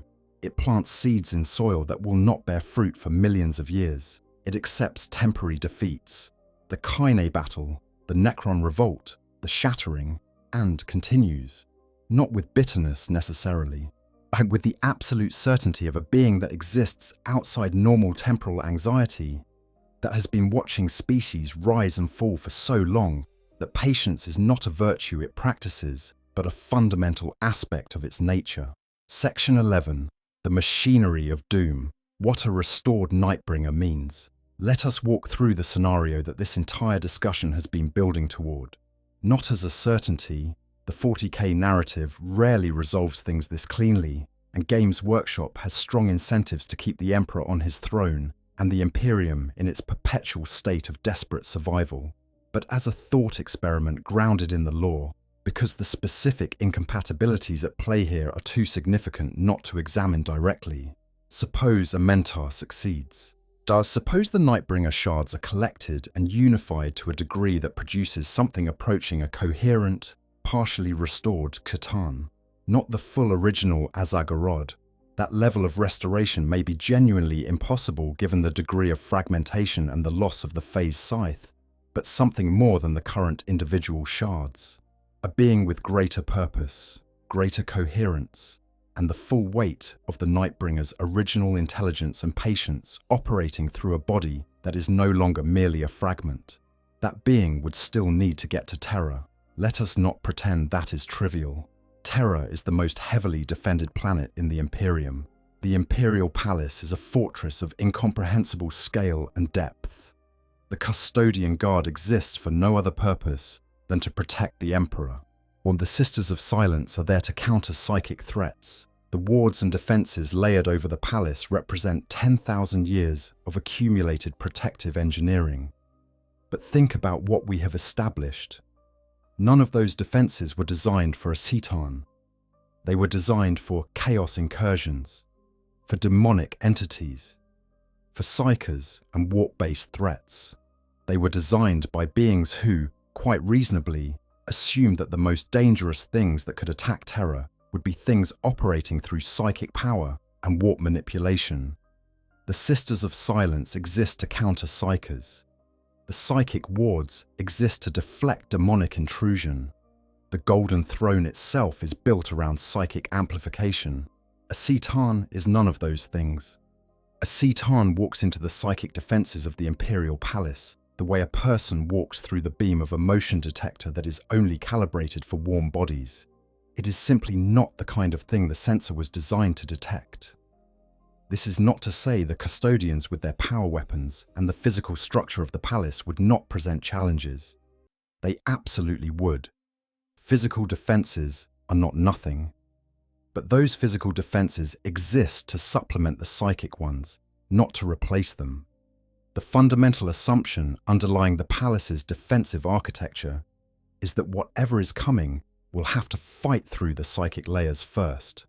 An entity armed with a Citan phase weapon does not fight through the layers. It phases through them.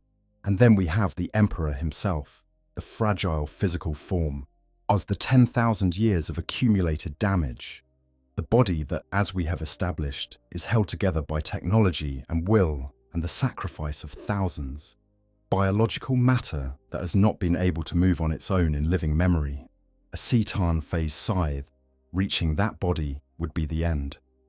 not just of the Emperor as an individual, but of everything the Emperor's continued existence sustains. The Astronomicon would fail, the demonic containment would fail, the rift beneath the Imperial Palace, held shut for 10,000 years, would tear open. Terror would fall into the warp within hours. The cascading consequences would be beyond calculation. Without the Astronomicon, void ships navigating the warp would lose their fixed point, and the already destabilized warp of the post-rift era would become even more treacherous. As entire sectors of the Imperium, already cut off by the Great Rift, would lose their last ability to communicate or navigate, the Emperor's psychic presence, which has been providing a measure of protection to psychers across the Imperium, who use him as an anchor in the warp, would be gone. The Chaos Gods would, in that moment of catastrophic psychic fracture, have opportunities that they have not had since the early days of the Horus Heresy. The entities of the warp would flood through the breach beneath terror. The faith of billions of Imperial citizens, suddenly confronted with evidence that their god was dead, was never what they believed, was never truly divine in the way they had been told, would collapse into exactly the kind of fear and despair that the Chaos Gods feast on. The Nightbringer, meanwhile, would have achieved something that it has been working toward, in various ways, for 60 million years.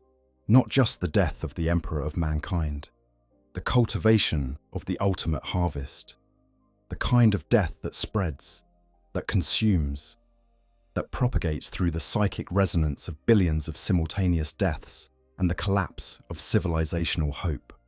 This is what the Nightbringer would see as art, as the completion of its longest and most ambitious work. There is a deeply uncomfortable irony buried in this scenario that is worth noting explicitly.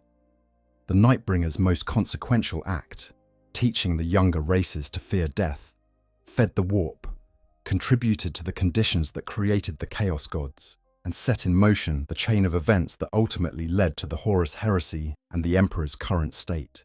In other words, the Nightbringer may have been, in the very long run, one of the entities most responsible for putting the Emperor on the Golden Throne in the first place. And now, 60 million years later, the weapon lost in that most ancient of battles might be the instrument that finishes what was started before humanity existed. That is the kind of narrative arc that operates on the scale the 40K universe deals in, not measured in years or decades, but in geological time. Not a plot, exactly. The Nightbringer does not plot in the human sense, but a pattern, a natural consequence, the universe's way of circling back. This does not mean it will happen in the lore. Games Workshop is not about to kill the Emperor and end the Imperium.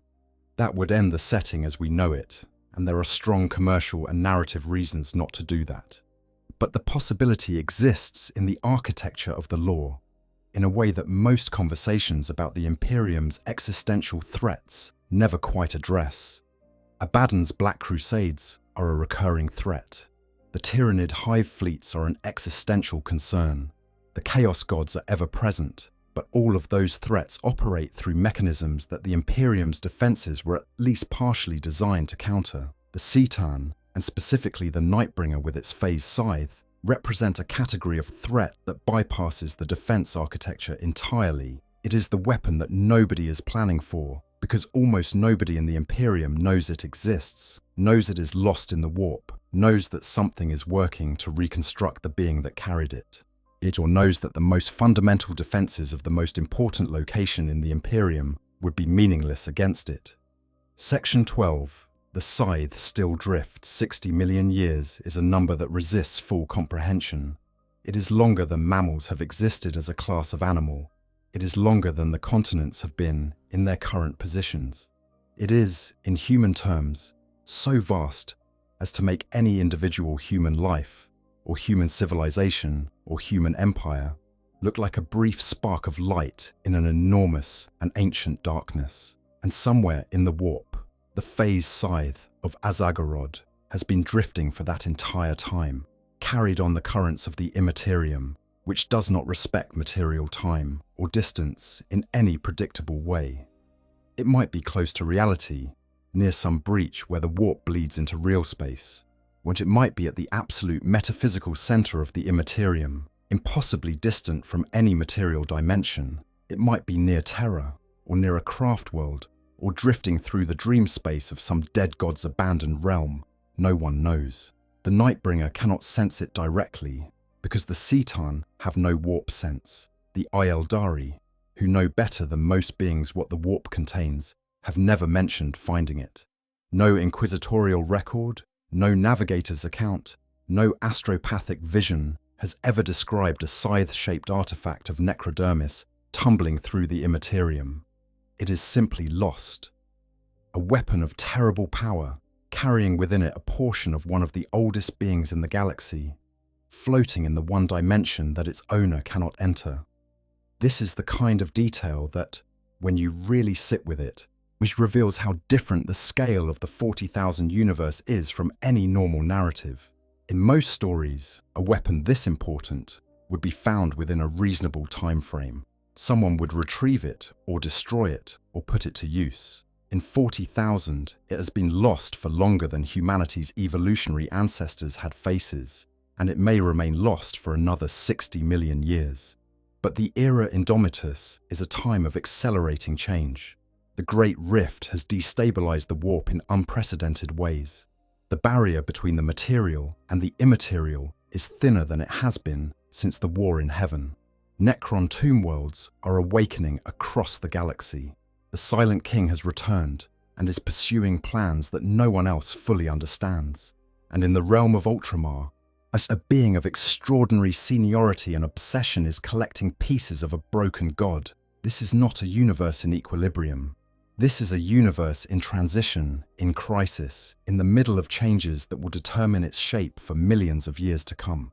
The warp, which carries the phase scythe in its currents, is less stable than it has ever been.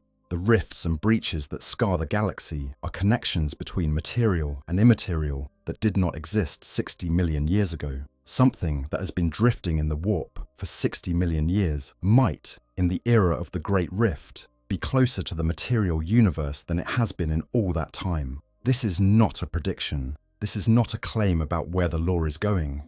It is an observation about what the internal logic of the 40,000 universe makes possible. Given the current state of affairs, the setting has been moving, narrative-wise, in the direction of escalating existential crises for over a decade. The threats are bigger and closer and more fundamental than they used to be. The stories being told are about whether the Imperium can survive, not just whether it can win the next battle. In that context, the Nightbringer's phase scythe drifting in the warp is not a historical footnote. It is an undetonated shell.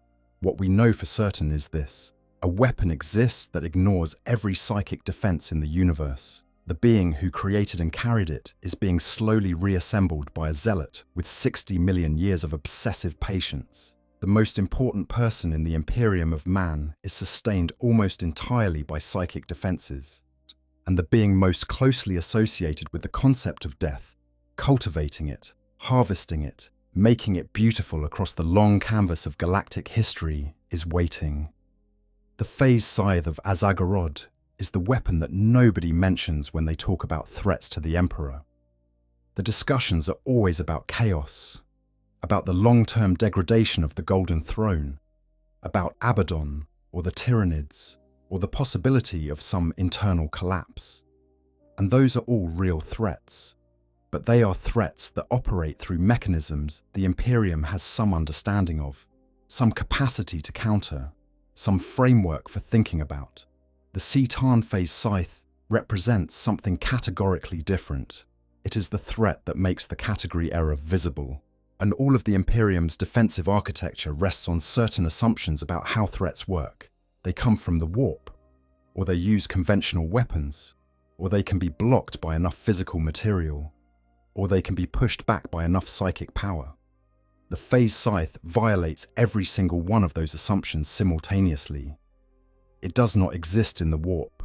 It cannot be blocked by physical matter. It cannot be deflected by psychic power. It is not conventional. It is, in a very real sense, outside the category of things the Imperium has learned to defend against. And in a universe defined by the phrase, "In the grim darkness of the far future, there is only war," The most dangerous weapon is not the most powerful one. It is the one that nobody is ready for. The scythe still drifts. Azagorod still waits. And somewhere in the deep halls of a Necron tomb world, Necrosaur Amentar adds another shard to its collection and continues the work that its god began 60 million years ago. If you made it this far into this video, genuinely, thank you. This is the kind of deep lore that does not get discussed anywhere near as often as it deserves. And if you found any of this as fascinating as I did when I first discovered it, I would love to hear your thoughts in the comments. What do you think happens if the Nightbringer is fully restored? Do you think the Phase Scythe will ever be recovered? And are there other lore threads like this one, ancient, half-forgotten, sitting at the edges of the universe, that you would want me to dig into?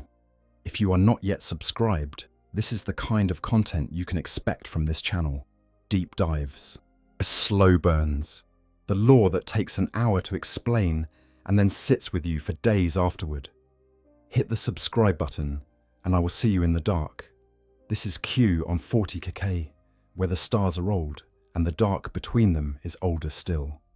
Expanded section, the nature of the warp and why it matters. There is a detail that comes up repeatedly in our story today, and it deserves its own extended treatment because it is so central to the specific logic of why the Phase Scythe is uniquely dangerous. That detail is the fundamental incompatibility between Citan existence and the warp. And to appreciate that incompatibility, we need to spend some time on what the warp actually is. The Imperium, the warp, the Imperium, the Sea of Souls, the realm of chaos, is a parallel dimension that mirrors the material universe. But it does not mirror it in the way that a reflection mirrors a face with calm fidelity. It mirrors it the way an extremely agitated fever dream mirrors waking reality. Distorted, overwhelming, driven by emotion rather than logic. The warp is, at its most fundamental level, the universe's emotional dimension. Every being with a soul, every being capable of feeling, creates a corresponding presence in the warp. Not necessarily a significant presence. A single human's emotional resonance in the warp is barely a ripple in a vast ocean. But billions of humans, feeling together, hoping together, fearing together, creating an immense collective resonance. That is something the warp responds to. And beings of sufficient psychic sensitivity, psychers, can reach into that resonance, draw from it, shape it, or use it as a medium for abilities that have no physical mechanism. The Chaos Gods are the most extreme manifestation of this. They are, each of them, an accumulation of specific emotional resonances, grown vast enough over millions of years to achieve godlike intelligence and power. Horn, the blood-soaked war god, is literally billions of years of mortal anger and violence and martial passion given sentient form. Tzeentch is the accumulation of hope and ambition and the desire for change. Nurgle is despair and decay, and the strange comfort that can be found in acceptance of suffering. Slaanesh is excess pleasure and sensation in all their overwhelming, universe-consuming forms. These entities are real, not metaphorically real, not symbolically real, but physically present in their dimension, yet capable of extending their influence into the material universe, capable of communication and manipulation, and occasionally direct physical intervention. They have been accreting power for millions of years, fed by the emotional resonance of every feeling creature in the galaxy, and they are, by the standards of the 41st Millennium, among the most powerful beings in existence, and the Emperor, on his golden throne, is fighting them, not with armies, not with technology, with the direct application of his psychic will, thrown against their power in the warp, pushing back the currents of the Imperium that would otherwise pour through every available gap in reality and consume the material universe. This fight has been going on for 10,000 years, every single day, without pause. In the same way that a dam holds back water, not through any dramatic active effort, but simply through its presence, the Emperor's mind in the warp holds back the pressure of entities that want, more than anything, to consume his species. Now, Given all of that, given the enormous significance of the warp, its role in 40,000 cosmology, its relationship to the Emperor and the Chaos Gods, and the entire history of the galaxy, consider what it means that the Citan have no relationship with it at all. None. Zero. Not a small relationship. Not an adversarial relationship. Not a hidden connection. Nothing. The Citan are creatures of pure material energy. And the warp, which operates on fundamentally different physical principles, is simply not a medium they interact with. Most of the 40,000 universe is built, in one way or another, out on warp foundations. The Chaos Gods exist in the warp. The Elder Gods exist in the warp. The Emperor fights his battles in the warp. Psychers draw their power from the warp. Navigators read the warp. Every species with a soul has a presence in the warp that represents their connection to that larger spiritual dimension. The Orcs have a collective warp presence so powerful that it manifests as two actual gods, Gork and Mork, crude and violent but genuinely present. Necrons have no soul. Khitan have no warp presence. The entire apparatus of the psychic universe simply does not apply to them. This is not just a defensive advantage. The inability to be attacked through psychic means, the immunity to demonic possession, the irrelevance of most warp-based threats. It is also the basis for their unique approach to physics. Yet in a universe where most powerful beings get their power from the warp, the Citan get theirs from the fundamental forces of the material universe. Electromagnetism, gravity, the nuclear forces, the basic fabric of space-time itself. Their phase technology is the expression of that mastery.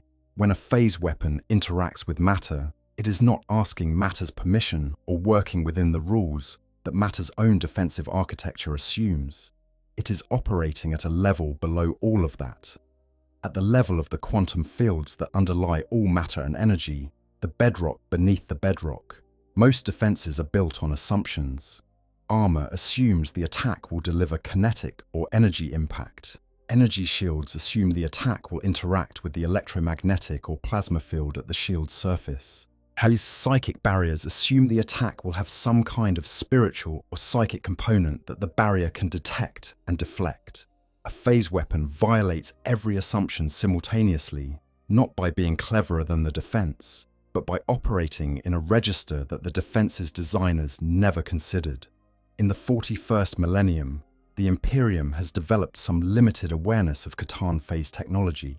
The Calidus assassins of the Officio Assassinorum carry phase swords, small-scale phase weapons that they use for targeted killings. The existence of these weapons is known.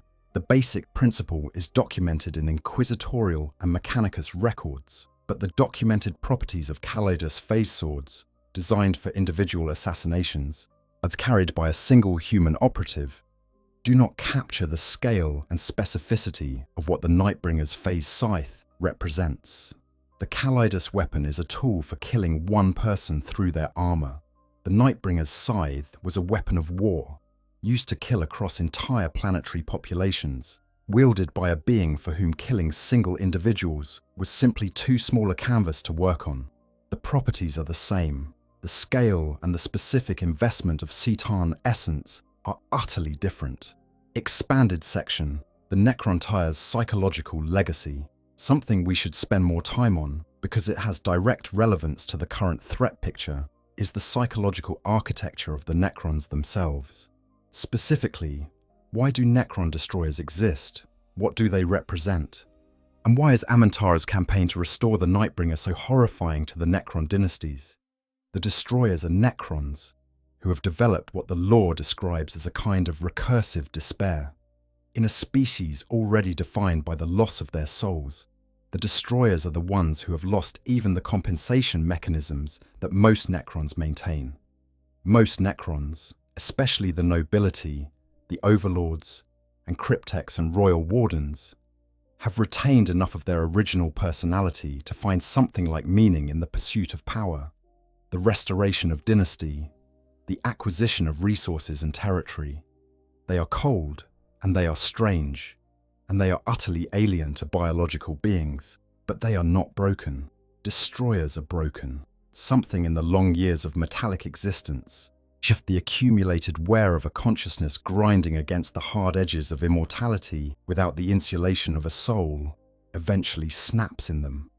And what snaps is any remaining attachment to continuation, to purpose, to the project of the Necron dynasties.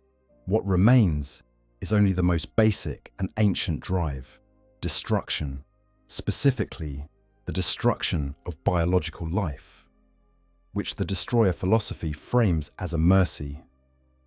Organic life suffers, is ephemeral, is defined by its own eventual death. And the kindest thing that can be done for it is to accelerate that process to its inevitable conclusion. This is not an irrational philosophy in a purely nihilistic sense. It has internal logic. In a universe where consciousness is painful and death is inevitable, and where your own consciousness has been grinding against the metal of your existence for millions of years, the idea that non-existence is preferable to existence has a terrible coherence. But the destroyers are not merely philosophical. They are violent. Violently, absolutely, implacably violent. A destroyer does not debate. It does not negotiate. It does not distinguish between civilians and soldiers, between allies and enemies, between Necrons and everyone else. Everything biological is a target. Every heartbeat is an offense. Every moment of organic consciousness is something to be ended. Amentar, as the genesis of the destroyer curse, if that tradition is accurate, would be the original destroyer, the example, the one who snapped first, who demonstrated that the metallic immortality the Satan had promised the Necrontyre could break a mind just as surely as a bullet, just more slowly and more completely. And yet Amentar is lucid. This is the detail that unsettles even other destroyers.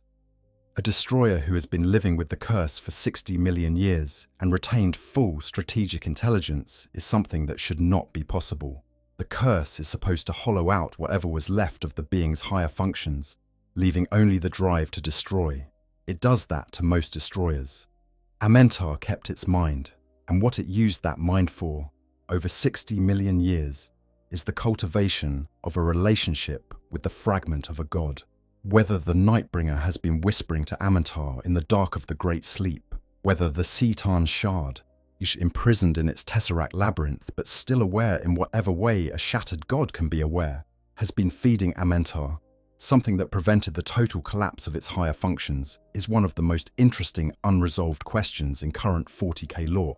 It would make a kind of terrible sense. The Nightbringer, unable to act directly, finding in Amentar a sufficiently damaged and sufficiently devoted mind to serve as its instrument, keeping that mind just functional enough to be useful. This is the Nightbringer's style. It does not announce itself. It does not deliver ultimatums. It cultivates. The consequences of a restored Nightbringer for the Necron dynasties themselves would be as catastrophic as for any other faction.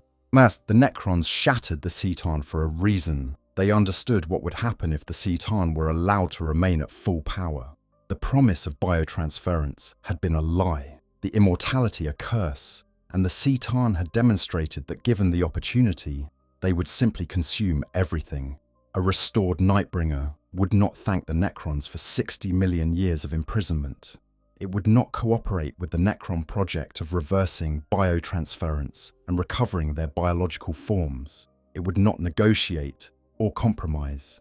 It would pursue the same goal it has always pursued, the consumption of biological life across the entire galaxy and the reduction of everything else to the cold, dark silence it finds beautiful. The Necrons are, in this specific scenario, in exactly the same position as everyone else, but potential targets, not even particularly distinguished targets. The Nightbringer does not have special hatred for the Necrons the way the Chaos Gods might have specific hatreds. They would just be obstacles, to be swept aside or consumed like everything else. This is what makes Amentar so existentially threatening us, not just to the Imperium, but to every faction simultaneously. In a universe where the various civilizations are usually at each other's throats, the prospect of a restored Nightbringer is something that the Necron dynasties, the Eldari, the Imperium, the Tau, and even Chaos would have reason to oppose. The Nightbringer's endgame is not a universe with a different dominant power. It is a universe empty of biological life entirely. The only faction that might find common ground with a restored Nightbringer is the Void Dragon, as if it were also free and active.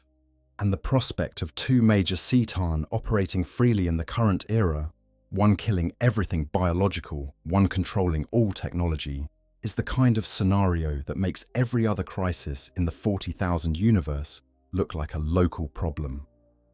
Expanded section, the Emperor's awareness and the limits of knowledge. There is a question that has not been asked yet in this discussion, and it is perhaps the most uncomfortable one. Does the Emperor know about the phase scythe? The Emperor's awareness, even in his current diminished state, extends across the galaxy in ways that are difficult to fully map. He can perceive through the warp in certain contexts. He receives the resonances of his psychers, the sacrificed and the soul-bound, and through them has some awareness of distant events. The Inquisition, as the Grey Knights and the various psychic institutions of the Imperium serve as his eyes and hands in the material world, to the extent that any direction still flows from the Golden Throne. In his earlier life, before the Horus Heresy, during the Age of Strife and the Unification Wars and the Great Crusade, the Emperor had millennia to accumulate knowledge about the galaxy's history. He almost certainly knew about the C'tan. He imprisoned the Void Dragon, which means he had direct personal experience fighting at least one C'tan, and enough understanding of what they were to develop an effective method of containing one. He may well have known about the war in heaven in considerable detail.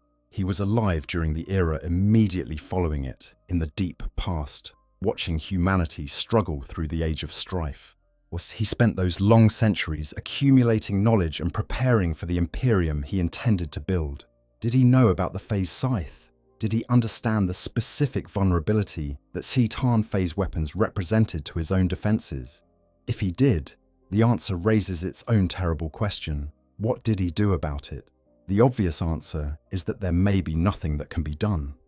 You cannot build a defense against something that bypasses all defenses. You cannot prepare for a weapon that phases through preparation itself. If the Emperor understood the phase scythe's properties, he would have understood that the only protection was to ensure the scythe never reached him, to prevent the Nightbringer from being restored, to keep the shards imprisoned, scattered, never converging. Just the Great Sleep effectively ensured that for 60 million years. The Necrons sleeping, the C'tan shards imprisoned with them, the warp carrying the lost scythe on currents that no material being could follow. This was a situation the Emperor could work with. The threat was theoretical, remote, bounded by the simple impossibility of the Necrons waking up and doing anything dangerous before humanity had built something capable of responding. Except the Necrons have now woken. The tombs are opening across the galaxy. The C'tan shards are being deployed as weapons, and in the realm of Ultramar, Necrosaur Amantar is collecting pieces of the most dangerous among them. The Emperor, 10,000 years into his barely living vigil on the Golden Throne, may or may not be aware of this specific development. Was his awareness of the material universe is fragmentary and inconsistent? Raboot Guilliman, the only Primarch currently active and leading the Imperium's forces in the era Indomitus, has had conversations with the Emperor that suggest something between profound revelation and profound ambiguity. The Emperor speaks in ways that leave even Guilliman uncertain whether he is receiving clear guidance or fragments of a consciousness too vast and too damaged to communicate coherently. If the Emperor cannot warn anyone about the specific danger of the phase scythe, if his awareness of the Nightbringer's reassembly is incomplete or impossible to communicate, then the Imperium faces this threat without even the advantage of knowing it is being faced. Most existential threats in the 40,000 universe are at least acknowledged. Where the Tyrannid hive fleets are feared and monitored, the Black Crusades are anticipated and opposed, the Great Rift is impossible to ignore. But the Nightbringer's phase scythe, lost in the warp for 60 million years, carried by a broken god being slowly reassembled by a zealot operating in the margins of Necron society, This is not in anyone's threat assessments. This is not in the Inquisition's files in any form that would flag the full danger. This is not something Guilliman is planning for, because Guilliman's strategic attention is focused on threats that are visible and present and operating on timescales that human strategic planning can engage with. The weapon that could kill the Emperor is the one nobody is talking about. In a universe defined by nobody expects the Spanish Inquisition levels of cosmic irony, that fact sits at the very heart of what makes the 40,000 setting so relentlessly, magnificently bleak. The galaxy will survive the next Black Crusade. It will find ways to hold back the Tyranids, at least for another generation. It will muddle through the consequences of the Great Rift. But the Nightbringer's long game, the 60 million year project of death cultivation, of psychic imprinting, of patient shard collection, is operating on a scale that human strategic thinking was simply not designed to counter. And so the scythe drifts, and the god waits, and the Emperor, in his agonized semi-existence, fights 10,000 other wars in the warp, unaware or unable to communicate the one threat that bypasses every weapon in his arsenal. This is the weapon that could kill the Emperor. This is the threat that nobody mentions. And now you know about it. Expanded section, the legacy of terror and the Grim Reaper. We have talked about the Nightbringer's imprinting of the fear of death on the galaxy's species. But I want to return to this detail and give it the weight it deserves, because it is one of the most genuinely fascinating pieces of lore in the entire 40K setting. Think about the image of the Grim Reaper, the hooded figure, the skeletal face, or the complete darkness within the hood. The long, curved blade. It is one of the oldest and most universal images associated with death in human culture. Medieval European art, Eastern European folklore, depictions across dozens of cultures that had no direct contact with each other. All of them independently arrived at the same image more or less. The hooded figure, the scythe. In the real world, this is usually explained as a convergent cultural response. The imagery of the harvest, scythe, the imagery of covering disease, hood, the imagery of skeletal remains, the face beneath, combined and abstracted into a single iconographic figure representing death's inevitability. It is a reasonable explanation. In the 40,000 universe, the explanation is different. In the 40,000 universe, that image is a genuine racial memory, burned into the collective unconscious of every psychically sensitive species in the galaxy by the actual behavior of an actual entity that looked like that and carried that weapon and killed on a scale that no biological being had ever previously imagined. The Nightbringer is real, the scythe is real, and every time a human being in any culture draws or imagines or dreams the Grim Reaper, they are, without knowing it, accessing a memory that is 60 million years old, a memory of seeing the avatar of death stride through the ruins of their ancestors' worlds, consuming everything in its path, carrying the curved blade that passed through every shield and every wall and every hope. This is the Nightbringer's most enduring victory and its most subtle ongoing operation. It does not need to be active to continue influencing the galaxy. Its actions during the war in heaven created an impression so deep, so fundamental, so embedded in the very architecture of psychic species, genetic memory, that it has survived the death of the civilizations it was first visited upon and emerged intact in every subsequent generation. Every time a child is afraid of the dark, they are, in a small way, feeling the echo of what the Nightbringer taught their ancestors. Every religious tradition that depicts death as a figure, every myth about a collector of souls, every story about the inevitability of endings, all of it running back through the long chain of cultural transmission to that original imprinting 60 million years ago. The chaos god Nurgle is often associated with death and disease in the 40K lore, but there is a meaningful distinction between Nurgle's domain and the Nightbringer's. Nurgle is about the cycle, decay and rebirth, the comfort in acceptance of mortality, the strange warmth of despair converted into love. The Nightbringer's brand of death is colder. It is not a cycle. It is an ending. Full stop. The scythe does not harvest and replant. It simply harvests. The psychic resonance of that specific quality of death, irreversible, cold, absolute, but without cycle or rebirth or continuation, is what the Nightbringer fed into the warp during the war in heaven. And that resonance, accumulating over millions of years, contributed to the specific character of the warp entities that would eventually develop into obstacles for the Eldari soul's journey through the Imperium, not Nurgle's demons, with their corrupted warmth. Something colder, something that closes doors rather than cycling through them. This is one of the most underappreciated ways in which the Nightbringer shaped the 40,000 universe. The C'tan are usually discussed as physical threats, powerful entities that can be deployed as weapons, that can kill armies, that are to be feared in combat. But the Nightbringer's most significant and most lasting contribution to galactic history was not killing beings. It was teaching beings to fear death in a specific way, and then leaving that fear to do its work in the warp over the course of geological time.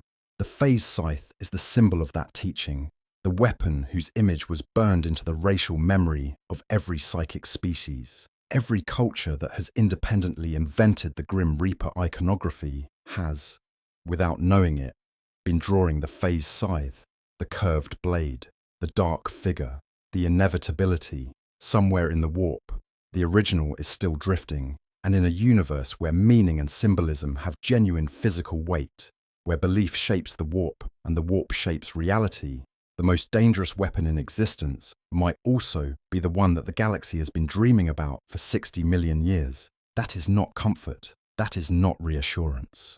Just that is the 40,000 universe being exactly what it has always been. A place where the deepest horror is not the violence you can see, but the pattern you cannot quite perceive. The understanding that arrives too late. The realization that the darkness was never empty. The weapon that could kill the Emperor is the one nobody mentions. Now you know why. Stay safe out there.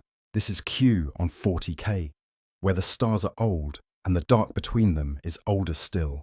Thank you for watching. If you enjoyed this video, please like and subscribe. It makes an enormous difference and helps me keep making content like this. Drop a comment below with your thoughts, your theories, your favorite pieces of C'tan lore that I might have missed, and I'll see you in the next one. A note on the sources and the uncertainty. One of the things I find most compelling about the lore around the Nightbringer and the phase scythe is the way that the 40,000 universe handles the uncertainty inherent in 60 million-year-old history. This is not a universe that gives you clean, unambiguous answers about its deepest mysteries. The events we have discussed today are filtered through multiple layers of interpretation, mythology, deliberate concealment, and the simple fact that organic memory does not survive geological timescales intact. The Eldari accounts of the war in heaven are mythological traditions that have been transmitted through a species that has itself changed enormously since those events. The Eldari of the 41st millennium are a dying, fragmented civilization, whilst the Eldari of the war in heaven era were a species at or near the height of their original creation, bioengineered for psychic power, fighting in a war they were designed for. The gap between the beings who experienced these events and the beings who preserved the accounts is vast enough that accuracy is genuinely questionable. The Necron accounts, what little can be reconstructed, come from beings whose memory engrams have degraded over millions of years in stasis, whose personalities have been partially stripped, and who were already not the beings who experienced the war in heaven. The Necrontyr of the war in heaven were biological beings. The Necrons who preserved the lore are metal shells containing remnants of consciousness. And the Silent King has clearly engaged in selective memory modification at some point, as evidenced by the erasure of Amantar's origins. The Imperial accounts are the most removed from the source material. Humanity did not exist as a civilization during the war in heaven. Human understanding of these events comes from Eldari sources, filtered through species-specific mythological framing and Eldari cultural assumptions, from archaeology and xenoarchaeology, which gives fragmentary physical evidence without reliable interpretation, and from the Emperor himself, who has been known to withhold information for reasons of his own, and who is in any case currently incapable of detailed communication.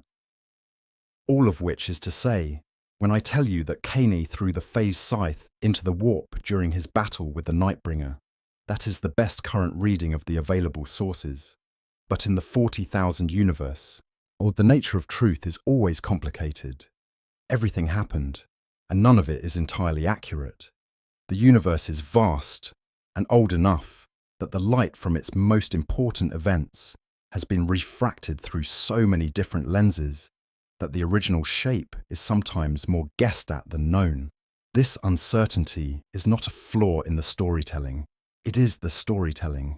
A universe 60 million years deep in its own history, told from the perspective of beings who are themselves embedded in that history and have their own agendas and limitations, will always be partially opaque. The Nightbringer's phase scythe may have been lost differently than the dominant account suggests. The specifics of the battle with Cain may be more complicated, yet the nature of the scythe's investment with the Nightbringer's essence may be better or worse understood than the available lore indicates. What remains consistent across sources, and what I am confident in stating as established 40K lore, is the core of what we discussed today. The phase scythe is a Cetan phase weapon, carrying the properties of all phase weapons, bypassing physical and psychic defenses alike. It was the Nightbringer's primary weapon and contained a portion of the Cetan's invested power. It was lost into the warp during the War in Heaven and has not been recovered. The Nightbringer is currently being reassembled by Necrosor Amantar in the era Indomitus, and the Emperor's defenses are primarily psychic in nature, making him specifically vulnerable to Cetan phase weapons. Those are the facts as established in the lore. Just the broader implications, the Emperor's specific vulnerability, the stakes of the Nightbringer's reassembly, the 60 million year shadow of the phase scythe, are logical extrapolations from those facts. They are not wild speculation. They follow directly from the nature of Cetan phase technology and the nature of the Emperor's current situation. The 40,000 universe is a setting where the most profound truths are usually hiding in plain sight, embedded in lore details that seem peripheral until they suddenly do not. The Cetan phase scythe is one of those truths. It has been there in the lore for years, clearly described, clearly dangerous, clearly relevant to the Emperor's vulnerability. It just requires reading the pieces together and following where they lead. That is what I try to do on this channel, would find the threads that run through the lore at strange angles, pull them, and see what comes loose. Sometimes it is interesting, sometimes it is disturbing, sometimes it is both. Today, I think it was both. I hope you guys enjoyed the story. Make sure to hit the subscribe, like, share button, whatever you want. Give me some feedback if there's any. And yeah, sleep well.